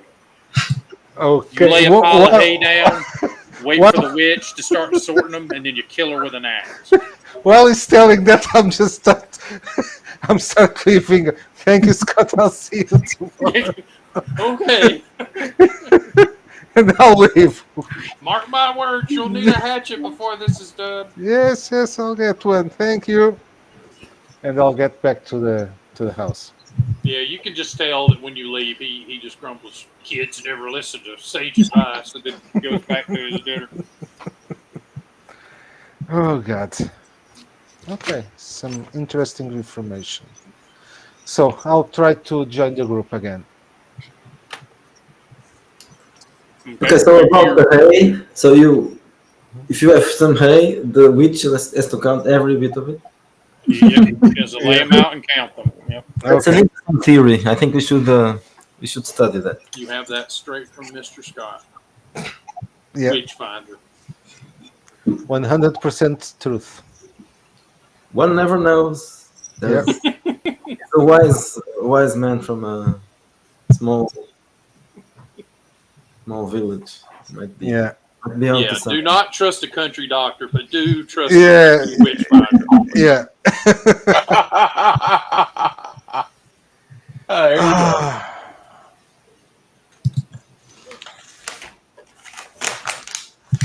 My feminine intuition tells me this is because of the brother. Yeah, Well, this dinner. is where I think Miss Walpole can be a big help by going and getting Emily off by herself. See, they're not going to let me or any other male member of the Yeah, party yeah, yeah, talk to yeah. her alone. Oh, But if Miss Walpole were to find Miss Emily and start asking her some very detailed questions about why she needs a sword yeah. and what the real situation in the family is and what she thinks may be going on, I'm betting you could find out some interesting things. Yeah, because this Emily sounds like, yeah, a pool of She's, knowledge. but All right. she sounds like she's uh let's see. We have Scooby Doo, we have Scooby, we have Shaggy, we have Freddy. Velma. Um, Velma, yeah, she seems like so it Velma. sounds to me like Emily is the family's Velma. Yeah. It is sad that that name has been ruined by recent I serial. know. What? You By, know, by the what? funniest thing is, I actually bought the DVD series. I've got it right here in my. It's in this neat little haunted house Not of box. Zelma, I'm assuming. Right. No, no, no. The Oh, okay. original series from '72. And It it's like when is. I was a kid growing up, I loved that Yeah, show. yeah. And it's like, this is not Velma. This is not who Velma is. What is But wrong with you people? there's a new show, a new Yeah. animated Oh, series. don't go looking for it. No, Yeah, no, it no, is no. not worth it. Okay. It's So good. dinner comes, Yeah. and the whole family and you guys are gathered, and yeah, it is duck and orange sauce and like Hmm. several courses and port and cigars, the whole nine. So um, there is a brief time where you guys are introduced to each other. So you do see Edward for the first time. He is like a younger version of his father. Hmm. You could the the family resemblance is immense. He has a very pronounced voice and walks like with intense authority. But any moment that calls for him to kind of rise up, he defers. Right, like when he's asked to say the grace, or when he's asked to make a toast, or any of that, he just sort of goes through with it. He does not put the energy and oomph to it that his Okay. father would have, right? Um, and yes, true to her description, Emily is very timid. She is a very pretty girl, but she's very reserved. But when she sees Miss Walpole, she lights up considerably. Um, and Oh, yes. You're going to yeah, have and a during rich the vein of during information the there dinner, after supper. yeah, Yeah. during the dinner, she is asking lots of questions about your expedition to Africa, and she seems to already know about it. And like, oh, what parts? When Dr. Franklin got the horrible bubonic plague, how did you deal with it? And she's very keen and talkative, and you can tell that like both Edward and her mother are kind of surprised to hear her talking this much to another person. Well, I'll just take advantage of that and try to get her alone.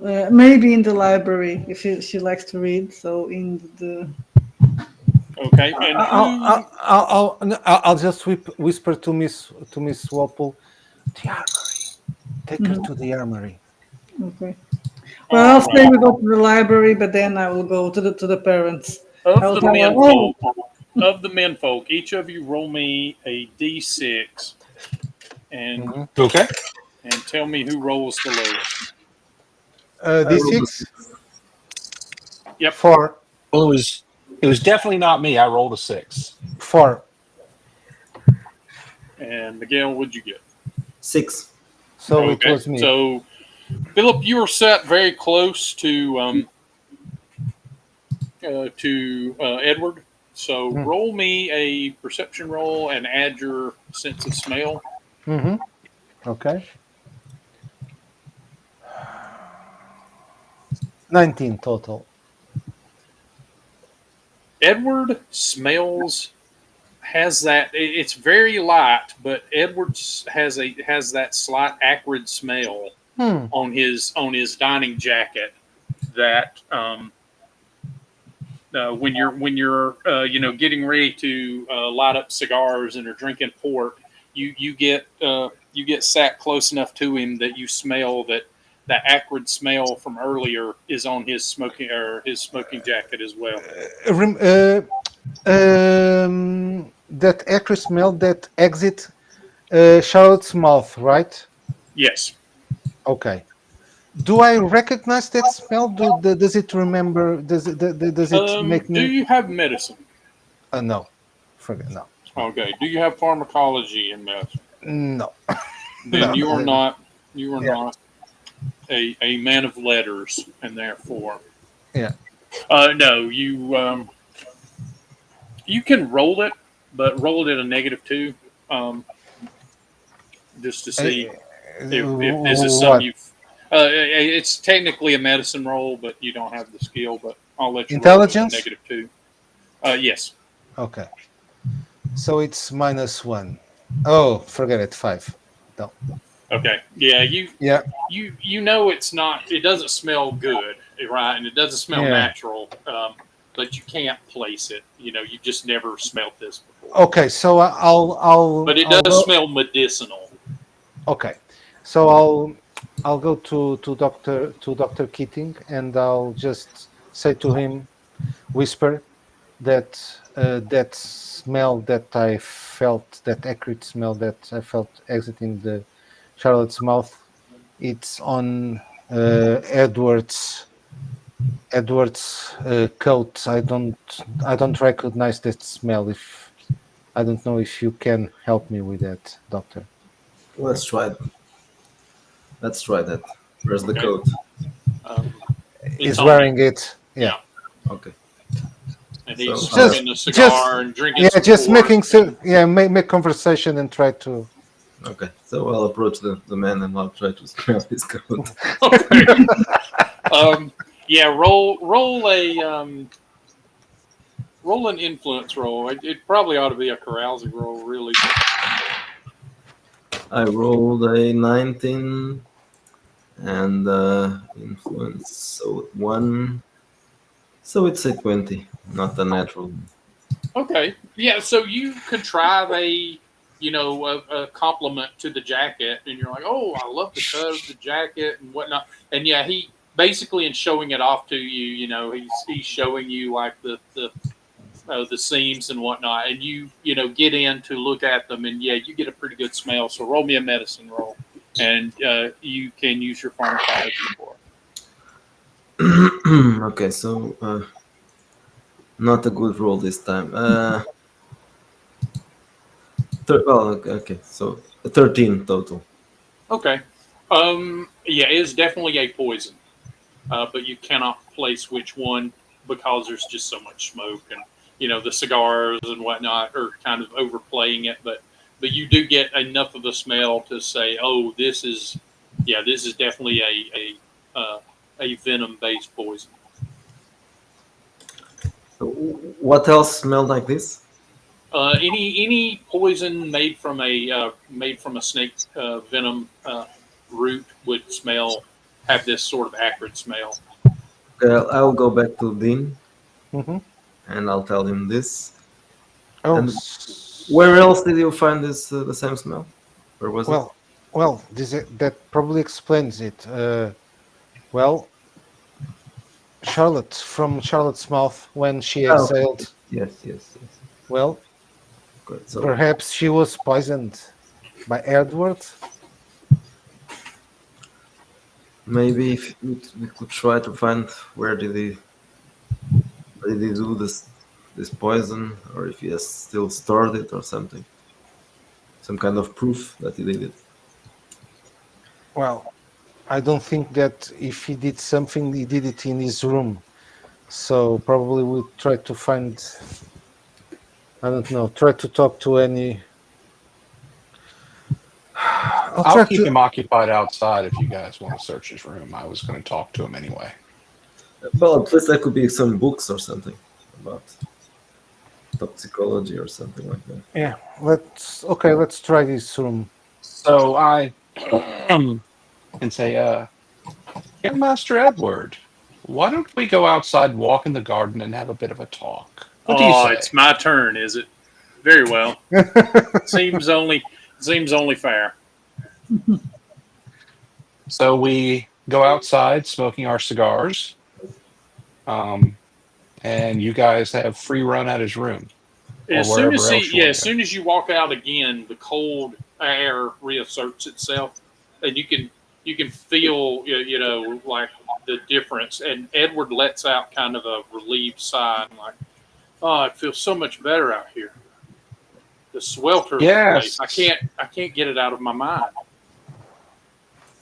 I I'm would rather sure it's be quite a anywhere but burden inside to that you. house right now. Yes, your sister's situation. It's very serious. Very serious. What do you feel about this, Edward? What do you think may have happened? I'm going to look Oh, at him very closely while I'm saying this. I have no idea what happened, but you'll set it right, correct? I mean, you'll fix her. Well, that's why we're here, Edward. That's why we're And asking so many roll questions. me a influence to see what you make of this fella. Oh, that's pretty good. So 17 plus 2, 19. Oh, he's a good liar, but Not that you're a good. better judge of character.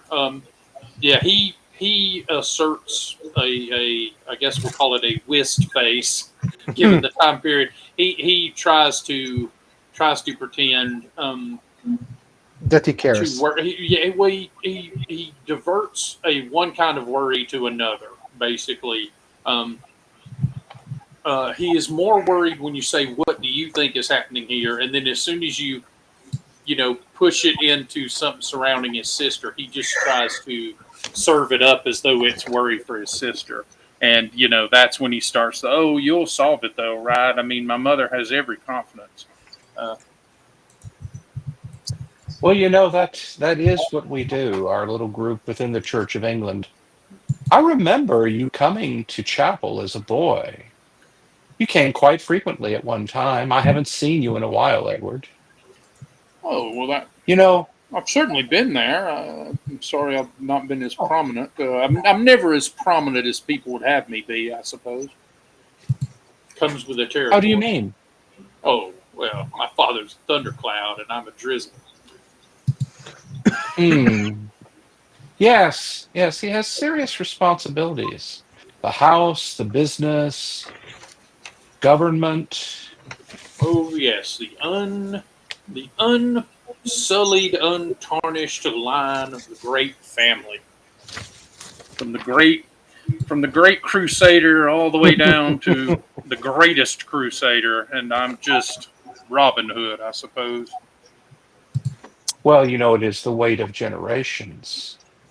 It used to be that as a Cambridge man, I didn't take certain things very seriously. Oh, don't misunderstand me. I subscribe to the 14 articles like any other good Church of England minister.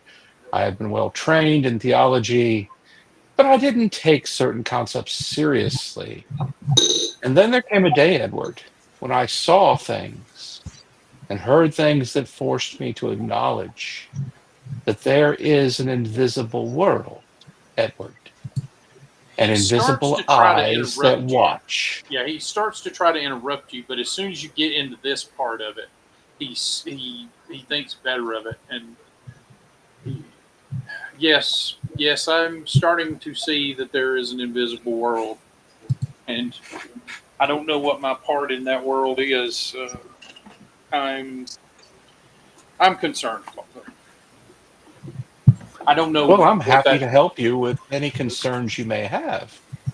You may trust that I will treat any matters relating to your spiritual condition and confidence. That is my duty and obligation, after all. Okay, But I then I simply, will. Then I will empty the bag. I do not like my sister.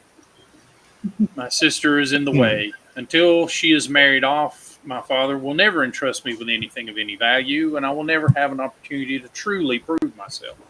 I have taken ships to France. I have gone to Amsterdam. I have made deals. I have talked to people, and every contract or everything I bring back is looked upon the way James looks upon the table settings. There is nothing completely perfect about anything I do. And until Charlotte is married off and is in another man's arms and therefore sullied, I will never be perfect enough for my father. So hmm. I am worried that that malignancy in my heart has poured forth and done something to my dear, dear sister. I And see. feel free to roll another uh, Dude, I'm just influence rocking the roll. 17s. I'm rocking the 17, so that's another 19. Everything he poured out is more or less true, except for the very last part about he. Even the part about his malignancy reads as true to you. It is just the last part where he's like that's all there is to this, right? Like there is something he is not saying, and at this point you could surmise what it might be. The difficulty here I see, you say that it is your sister, but I cannot help but think, Edward, that your real disagreement is with your father. It is Oh, your certainly. father's decisions, after all, not Charlotte's. Charlotte is just a woman. I mean, I can understand that you are concerned about how your thoughts may impact her, and I will not say that our ways of thinking are not important, because, of course, Edward, you do realize that our thoughts are never truly private. There is that which always watches, Edward, and sees everything. Well, then to his ear, I say, I understand. The dress rehearsal didn't go very well, so the show was canceled. Good evening, Reverend. And he turns and walks back into the house, which you realize takes an act of will for him because he is never more comfortable than when he was out here in the cold than when he goes back into the swelter. So, quite obviously, I've said something that it's like, oh my God, I do not want to talk to this guy in the collar anymore. Um, so, yep, that tells me a lot. It's him. And he did something active. This is not malignancy in his heart. He did something. He probably meant it for his father in some way, but it ended up hitting his sister instead because it's that thing. He loves his father and yet he resents him. So he fastens that resentment on Charlotte because she's the favored child. Interesting. Anyway, so I will let him, head back inside, and then I'll walk back in myself, and hopefully this has given Philip and Dr. Keating time to do whatever they need to do. Yeah. So yeah, you guys are rigging a booby trap, right? Yes, that. We're going to take him down into the basement and give him the rubber hose treatment. Oh, wait a Well, minute. This is that's certainly an this is option too. Gothic, not Wretched Noir. Right. Sorry, I got my games confused. Miss Walpole, you head into the sitting room um, after dinner to have some tea and sit and speak with the women. And Lady Elizabeth, excuses herself to supervise the provision of soup to Charlotte. And yeah, that leaves you all alone with Emily, who seems to have been waiting. Because as soon as the door closes, she swivels and she's like, "You're here. You're here about Charlotte, aren't you?" Yes. The priest brings an explorer, a doctor, and whatever that fourth man is here. That's curious. Why do you think it's curious? Why? What would you bring? I would bring a doctor or a priest, depending on what I thought was going on. But the presence of you two is flabbergasting. And all four of you together speaks to imminent emergency. It's not a fever, is it? What do you know about what is happening to your sister? Almost nothing. No one is telling me anything. I know that she, a few days ago, was supposed to have a fever. A country doctor came. No one was particularly pleased with the results, but he gave some suggestions, and then they moved her out of her room. Now, I must confess that I went into the room at night, and it smells very strangely. Was she set on fire? Well, not really, but it seems that Good, because that doesn't credit any of my observations. There was no burn marks on the ceiling, no smoke, no. It's as though she radiates pure heat and no fire, and that's a very strange thing indeed. Yes, And now she's standing up and kind of like, like gesturing like she's thinking at the room. Well, have you noticed something strange around the house? I see you very observative. Before Charlotte got sick. Yes. Thomas went into town for Edward, and he came back with nothing, which usually means a telegram, usually means a message or something. But in this case, I don't think that's what occurred, because they were very careful not to acknowledge each other's presence when he came back. Thomas is the woods guy, right? He's the footman. The footman. Ah, okay, yeah. He's young, pleasant enough, but a bit dim, the boy. Well, do you think Edward would want to do something? Would try to hurt Charlotte? She gives you a very appraising look. And roll me an influence. Oh my God, this scroll. What do I have? I don't have, but I have charisma. 13.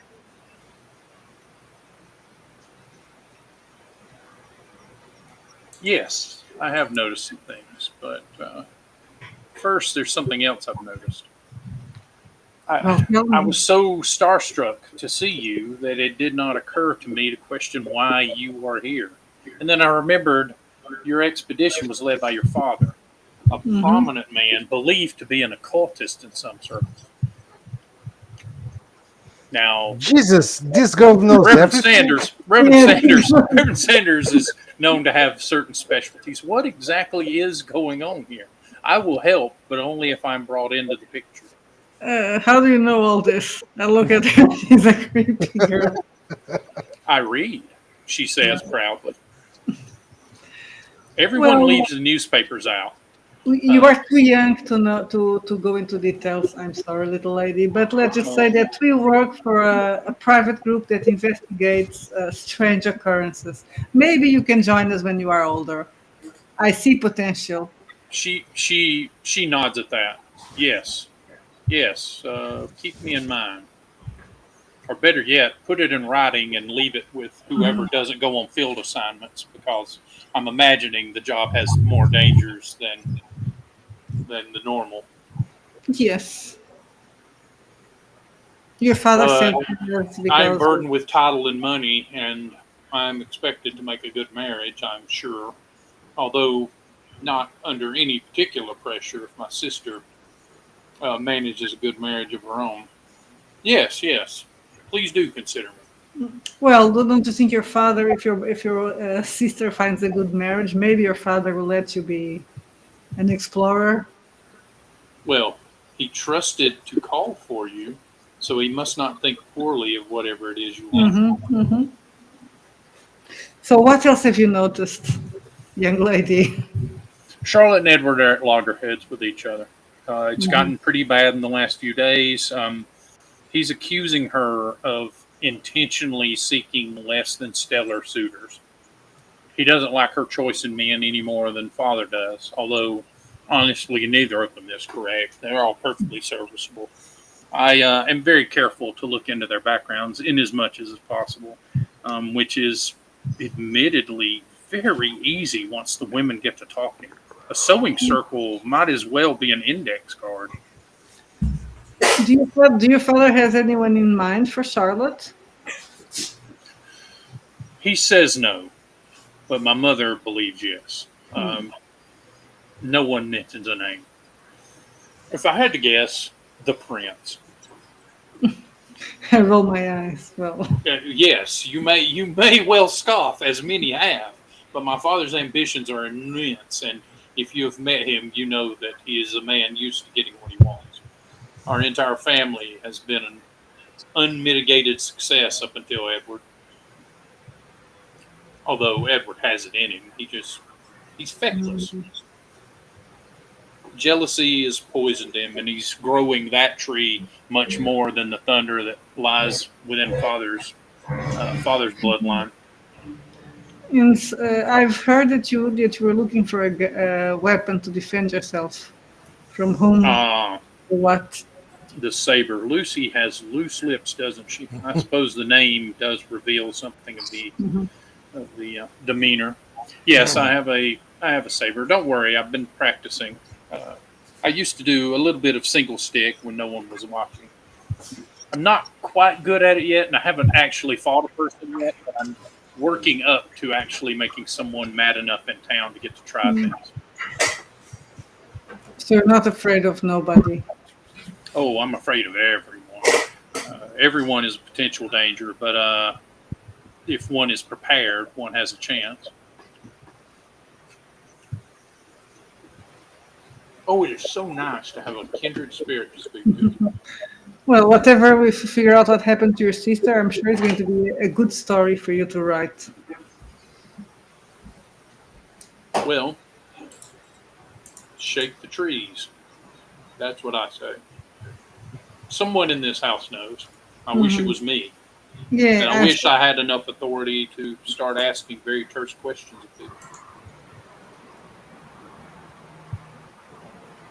and I'm thinking now I need to ask Philip to talk to Thomas. That's probably and see what he went Okay. down to do for Sounds Edward. like it may be a group of us who need to talk to Thomas, kind of put him under a little pressure, make sure he understands you have to tell us everything, because he's clearly not told us everything.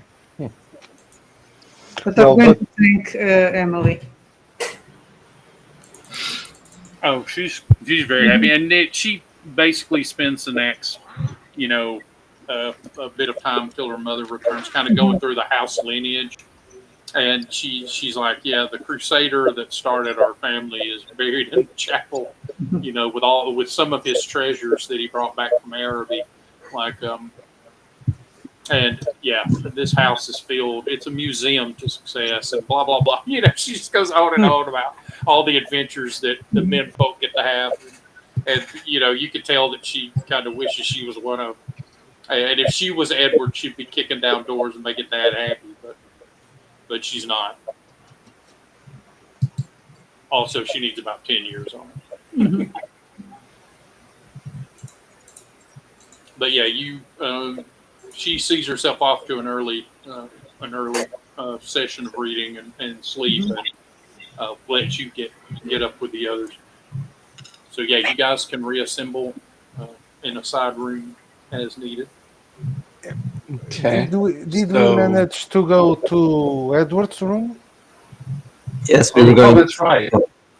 Oh yes, Yep, yes. I'm sorry. Yeah, you guys are. Dr. Keating and Dean were going to Yeah. turn to, Yep. to toss the place. Yeah, let me.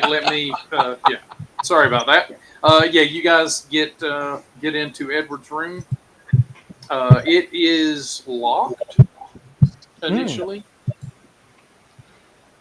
Well, I'm going to ask probably, yeah, James is the butler. Perhaps he has the master key.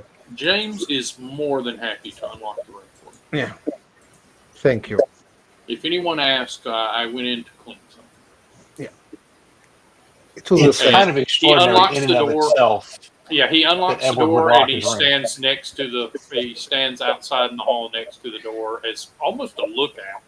Now, inside Edward's room, I'll try to sniff out and try to see if there is any location, there is any location with that acrid smell. All right, roll it.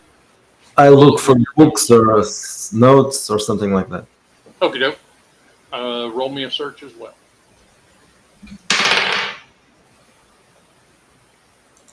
Okay, I rolled a 10. So, Okay. smell plus 3, 4. Okay.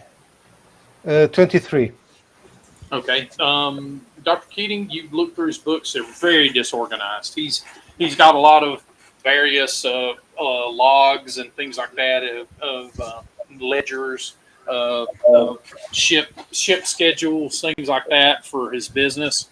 And buried in them occasionally is, a book about nature or a book about,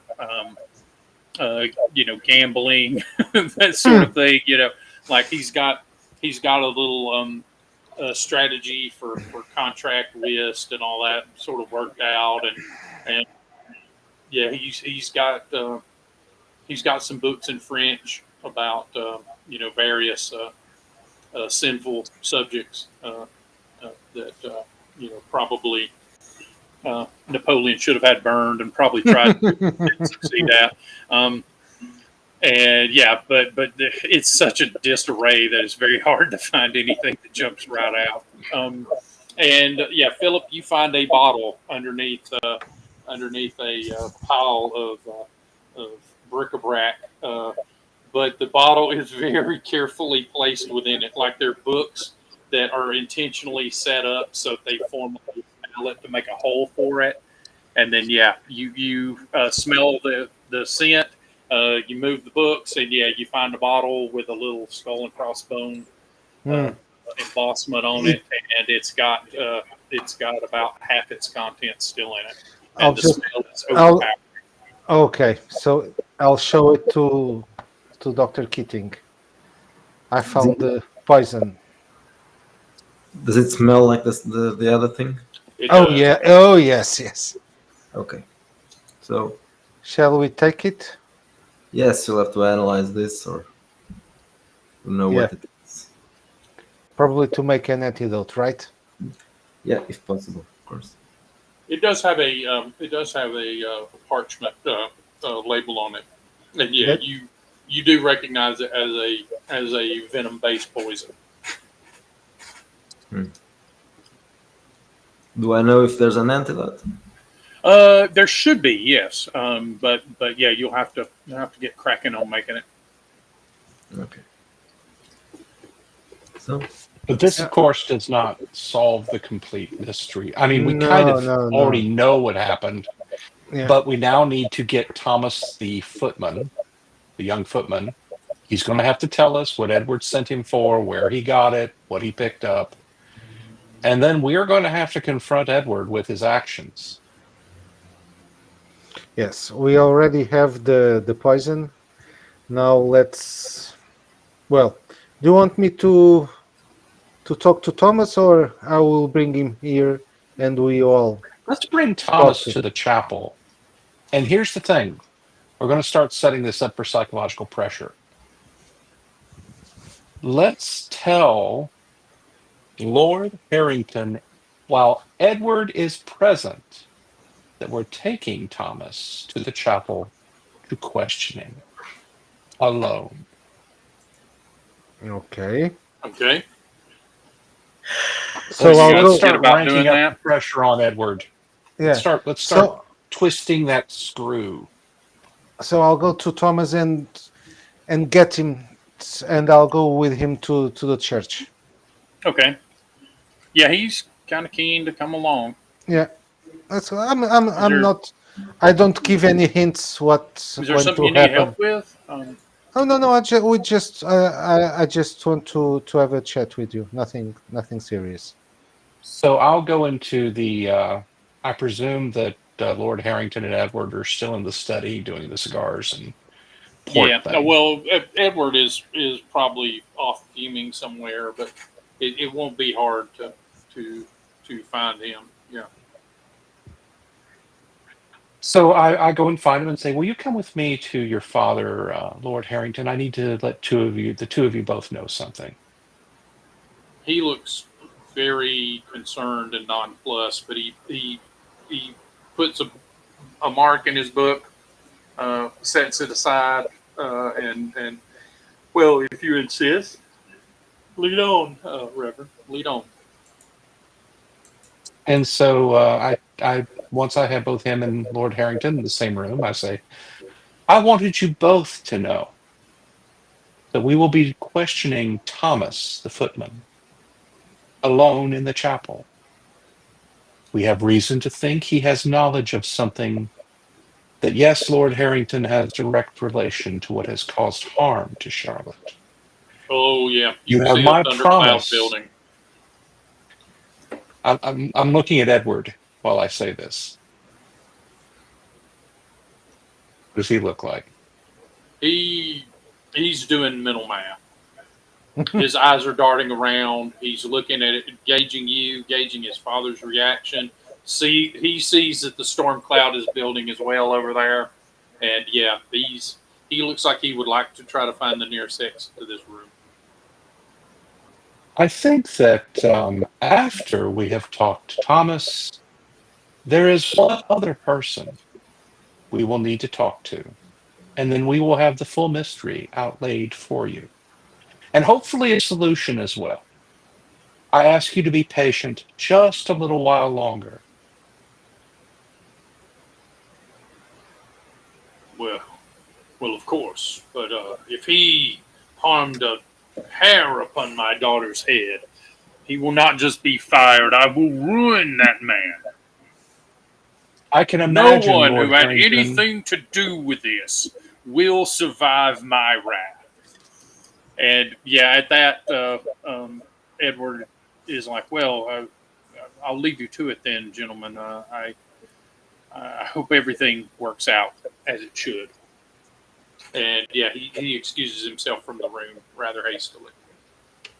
Uh, the Lord William looks after him and misinterprets it. It says, "The boy he doesn't have the stuff for the hardships in life." But that is a problem for another day. Today we will help my daughter. Yes, yes, your lordship, we will. If you'll pardon me, I must now go attend the questioning. By all We will means. return. I would ask that no one who is presently on the premises be allowed to leave, no matter who they are. He nods and then immediately rings for James to make that law. And I'm going to go on to the chapel where we will question Thomas. Okie doke. Yeah, once you get Thomas to the chapel, he becomes confused that there's not something for him to be physically doing. No, And no. when the rest of you start coming in, he begins to start seeing that, yeah, he's being boxed in. And so he tries backing up and ends up standing over the resting place of the sire of the family. So What's this all Reverend about? Sanders comes over and puts his hand on his shoulder and says, Thomas, do you believe in God? Of course I do, Father. And you know God watches all things and knows all things. Yes. Yes, I know And this. you understand how important it is in God's eyes to be truthful about everything. Oh, yes, sir. Of course, Reverend. And he looks around to the rest of what's going on here. Dr. Keating, Mr. Dean, perhaps you should talk with Thomas about the trip that Edward asked him to take into town and what he came back with. Yes, Thomas. You should tell us the truth if you want this all to be solved and not and for the and not for the master to see you as the guilty party in all of this. I went to town to get something from the apothecary Yes, for Mister Edward. and I'll show him now the flask. It was this. It's the right size. Yes, it was wrapped.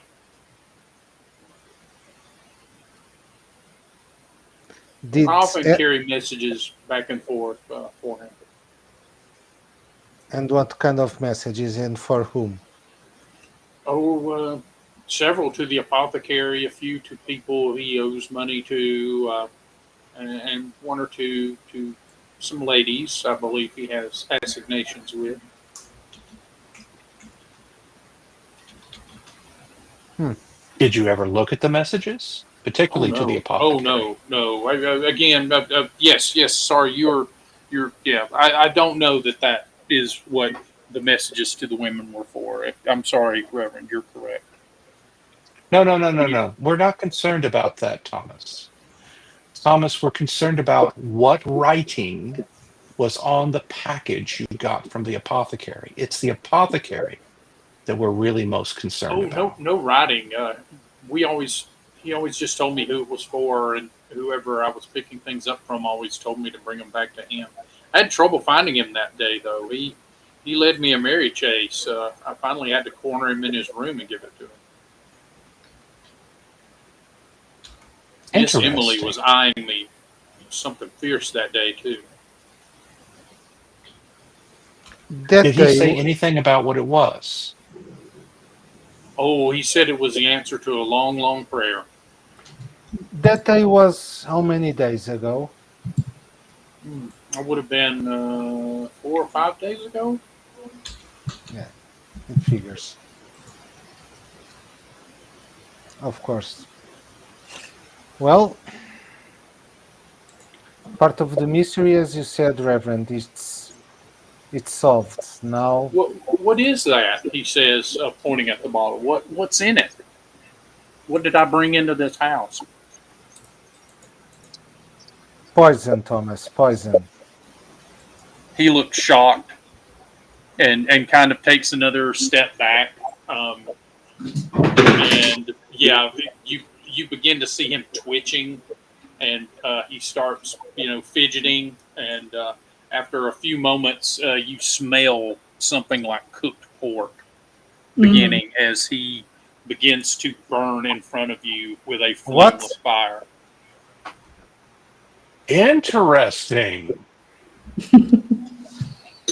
But And is Wow.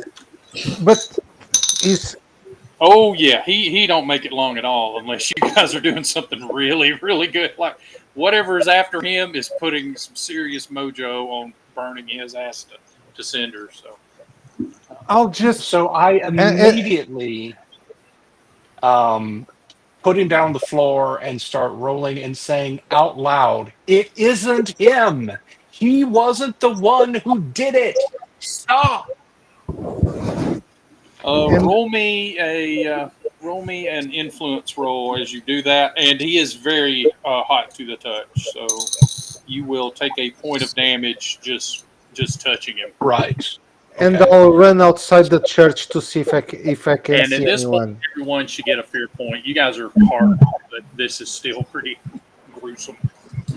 Fear point, So, okay. if my defined favor comes into play, it's a 16. Otherwise, it's a 14. Yeah, yes, you would. 16. No, I'm sorry. I'm a +2 anyway. So I take it's either a 16 or an 18. Yes. Okay. We'll give it 18 since you're. Yeah, I mean you're putting the the maximum reverential ability into it.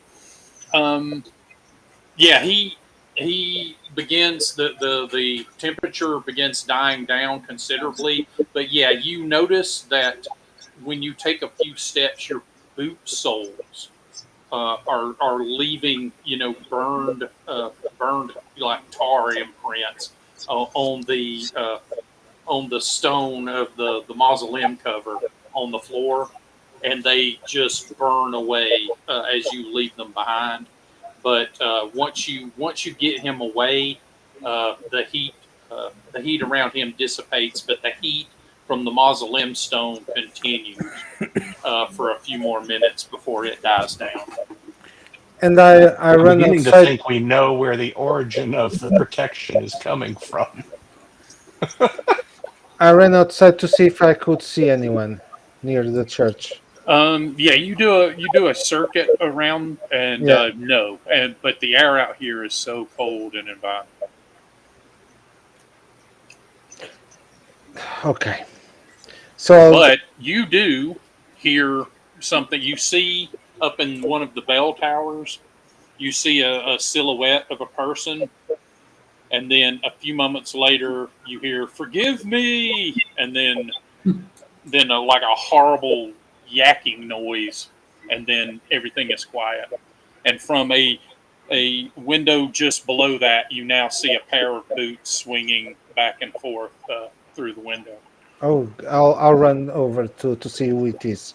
Yeah, you start going up the spiral stairs, and yeah, it doesn't take long before you recognize the riding boots of Edward. Edward. Yeah. I'll try to see if I can still get in time and try to put him up to he's hanging, right? Yeah, you are. Yeah, you're trying to hold him up, and Yeah. he's his neck is kind of askew, but something is burning through the rope as well to try to let him loose. So yeah, by the time you're holding him up, the rope burns through, and you set him down. Yeah. But it looks like he's already snapped his neck by then. Okay, so he's dead. And you feel a very confused swirl of temperatures here. It looks like cold and hot, kind of swirling up the spiral staircase. Can I pinpoint the okay, let's imagine that it's okay, temperature, different temperatures, hotter and colder. Can I pinpoint a place where it's hotter or if it's moving? The cold temperature is coming from all inside the windows. This is a place where the house and the outside meet. And so the cold temperatures from outside are being whipped up by the flame or the heat that's inside, and it's basically pushing air up in a spiral along the stairs. And yeah, it is like a warm wind blowing over you constantly as you're holding him. And yeah, Edward's eyes are glassy, and after a few moments, the temperature here goes back to being cool and cold again. I'll pick him up and I'll start descend the staircase and going and I'll go to the church and to meet with the rest of the party. Yeah, you come into you see Philip coming into the chapel with Edward in his arms. Edward's head lolling in an unnatural way. I didn't get there in time. He hanged himself. Okay, so we need to counteract the poison. Yeah, meanwhile, Thomas is still alive, but he is very badly burned. Yes, okay, also Also, there was a difference of temperature when where he hanged himself. Okay, so Thomas needs medical care.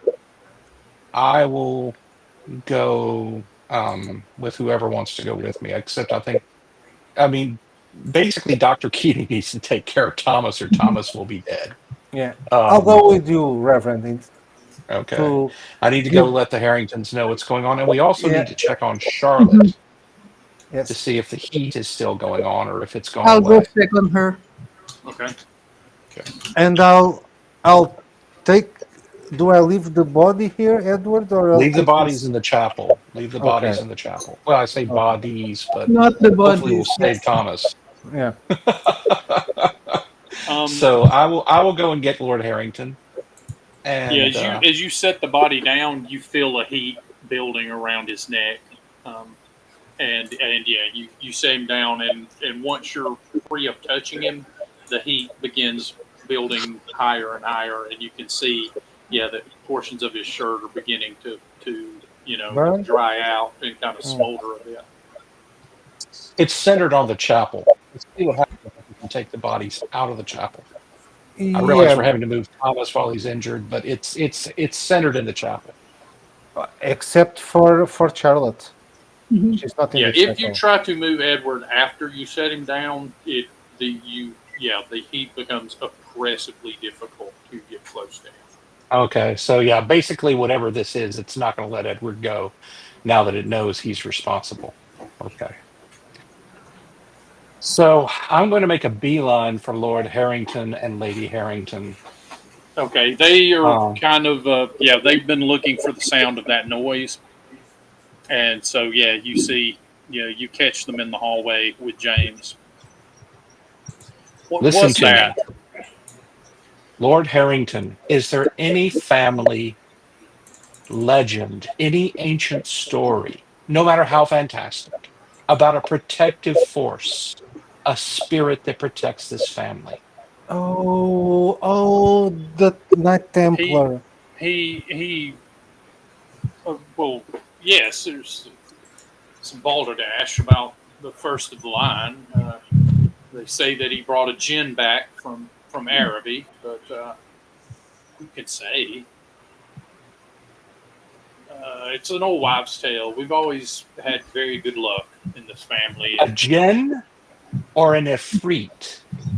Was it a uh, spirit of flame? it's possible. I don't rightly know. Again, it's not really something. It's not really something one talks about. But yes, there was something that came back. Okay. I am going to take you to the chapel. I want you to steel yourself. We have indeed discovered who was responsible for, yes, poisoning Charlotte. But there's more involved than that. Something that was trying to protect her and wreak vengeance on those who were responsible. Lord Harrington, it was Edward. The mom, breaks down like, I can't believe this, my own children, and but you don't see a whole lot of surprise in William's face, but you do see that something he sort of knew finally becomes concrete reality to him. Come with me to the chapel. If there's something we can do, perhaps you, as the master of the house, the holder of the title, can quiet whatever this thing is. I will do my best. So I bring them along to the chapel. All right. What are you guys doing in the meantime? Any special I'll, errands you're running? I'm going to I'll check on Charlotte. Okay. and I'm with. Okay, I'll go with Miss Walpole to check Charlotte. Yes. Okay. Dr. Keating, you're looking over Thomas. Yeah. Okay. Roll me a medicine. Um, when I need to get a good roll, usually with medicine it never works. I had a 12. Okay. You try valiantly, and you certainly give him some laudanum and whatnot to ease his suffering. But yeah, he was not long for the world once he started burning from the inside. And you think there are organs and stuff that are burned, and yeah, he passes gently with your help, but he still passes. In the meantime, you can hear bones popping and whatnot from Edward's body, and when you look back, he looks okay.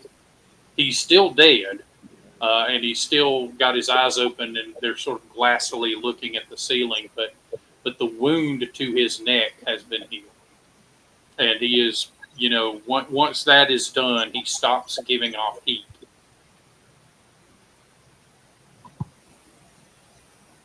Hmm. And Miss Walpole and Mr. Dean, you get to Are where Charlotte is. Charlotte, yes. And she is still, yeah, her room, the room she is in is still sweltering. Yeah. But think- yeah, she is still unconscious or, in Mhm. repose. Yeah, I think first we need to give her the antidote to see if there's any change. Okay.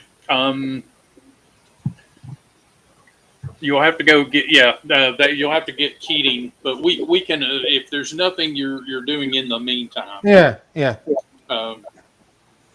Now, when you get Lord Harrington back, he sees Edward, in the chapel, and he's like, "What's going on?" Yeah, and you see that Edward basically looks, except for being dead, his body has been fixed. And yeah, there is no heat, and he sees poor Thomas laid out, and he has passed away, and he's like, whatever power is doing this, if it is my will you serve, please leave my family, leave my family, do no harm to my family. I ask you. I think, Doc, your lordship, that's been the thing all along. Whatever this spirit is, and I suspect it is an Efreeti, a spirit of fire, something like a genie from the world of the Arabians. Whatever this thing is, it was trying to protect your family. Even when Edward hanged himself for guilt of what he had done to his sister, it came along afterward and repaired the damage he had done to his own neck. Of course, it could not give him back life. It's just a thing. It's not God. It cannot revive the dead. It killed Thomas merely for having delivered unknowingly the poison that Edward used. And of course, it was protecting your daughter Charlotte from further harm. But it could do nothing about the poison itself. But it could prevent any further harm. That's what's been happening, your lordship. Something that has protected your family for centuries. He looks down at the mausoleum stone. Then I cannot blame it for what it has done. Oh, but what hope is Was there it for buried Charlotte? with your ancestor? Is there an object that he brought back? I do not know. But we can find out. Do you want to open the mausoleum, Reverend? I think that the only way to be safe, now this is up to his lordship, but this thing is random. This thing is randomly dangerous. So my thinking is if it is tied to some kind of token, like a stone or a lantern or something that was buried with that first ancestor, it would probably be best if it was taken someplace and kind of kept away from people. It's like, so that they don't end up with other people randomly burning. On the other hand, his lordship may want to keep it around because, I mean, obviously it's It's protected. lucky. Yeah. Okay. Well, I first don't know things about lucky. first. Yeah, Dr. Keating, roll me a medicine pharmacology to make an antidote. Damn. The other option, guys, Oh, is that we she get it from dead. the apothecary, or She we can get dead. it from the apothecary. Yeah. Yeah, we can get him from the apothecary. Unfortunately, the Yeah. two people that know who the apothecary are dead. So, Well, I what rolled was a the 12. roll? Out of curiosity. 10. Okay. It takes you a while, and you have to Can I help consult him? with some people. Because I have Yeah, you natural can help. sciences, so I rolled a 10. I actually had 15 in total. Actually, Philip, you have animal handling, so if Yes. roll that too. You'll combine your powers. Okay. Let For me good. see. Yeah, for friendship. And That's with what? your Wits? target is a 15. So as long as you make a 15 or higher, you will give him a Wits? +1. Or intelligence, either or for animal handling. Okay. Okay. 16. Okay. And Miss Walpole, what did you? 15. Okay, so you get +2 to that. So, and did you apply your +1 for your specialty, Who? Miguel? Miguel. Did you apply your +1 for your specialty? No, I didn't. Yeah, I forgot that. Yes. Okay, so by your powers combined, you managed to get an antidote. You pour it into young Charlotte's mouth, and it takes a couple of days, but eventually, yeah, she comes out of her stupor, and the Heat. the fires die down in the room and extinguish themselves. And in that time, Lord William gets a crew together of masons and whatnot to help exhume the body of the progenitor. And sure enough, when the stone is opened up, inside is a man in chainmail with a Templar's tabard on him, and he has a variety of weaponry and treasures and things about him. And on his finger is a ring that seems to be made out of some sort of amber sap or whatnot that's been worked into a ring shape, and it has upon it symbols of fire and flame. And Yep, at that I point, see. Lord William is like, if I take this from his finger, is my family doomed? Without his protection, Oh, I would not are we imagine done? so. No, I would not imagine your family is doomed at all. No, I suspect that what this will do is reduce or eliminate the likelihood of this kind of harm happening to anyone in the future. But I must acknowledge that it was attempting to protect your family. It just didn't do so in any way that turned out to be terribly useful. Um, it is a spirit of flame and fire. He nods and takes the ring off the finger of the remains and hands it to you. This is my gift to the church and to the society. Well, thank you, your lordship, and we will And make he's sure like, that it is placed. I'm sorry to have disturbed your slumber, honored progenitor. We will return you to your rest.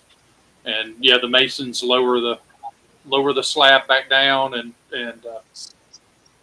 you guys exit with the ring, which I'm sure promptly goes into a reservoir somewhere in the church. Who's going to look at it? Top priest. Which priest?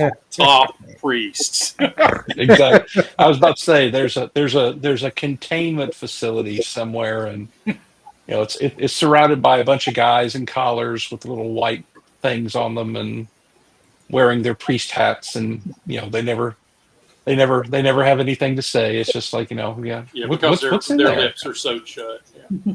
Exactly. And we have broken yet another curse because this one shot actually wrapped up on time Yeah. and successfully. So take that, Yay! all you haters of the Red Room. Well, And we nobody stayed died. focused, and Yeah, that's true. Survive. everybody contributed. It's like we hit the right marks. You know, there were no flood lines on stage. You Well, know? cool beans, and hopefully anyone watching this after the fact think, hey, I could do that, and you could if you purchase a copy of Gothic, a game of classic horror, available at the Red Room. Exactly. I want my commission. No. There you go. Or just a So commission would be right. Yeah. it's Gothic RPG for the Gothic horror and darker for modern horror. Right. There you go. Or Wretched Darkness if you're wanting something from the Wretched verse. That's I true. think you should- And how long does the Wretched sale go on for? You guys should do the sales for us. Yeah. It's coming to a close soon, isn't it? I think so. Today. So by the time this Yeah. goes up, yeah. It ends tonight. Well, yeah. Well, check it out anyway, everyone. And for those of you watching, thanks for tuning in. And Yeah. we'll see you next Thanks. time. Bye. Okay, I will. Bye bye.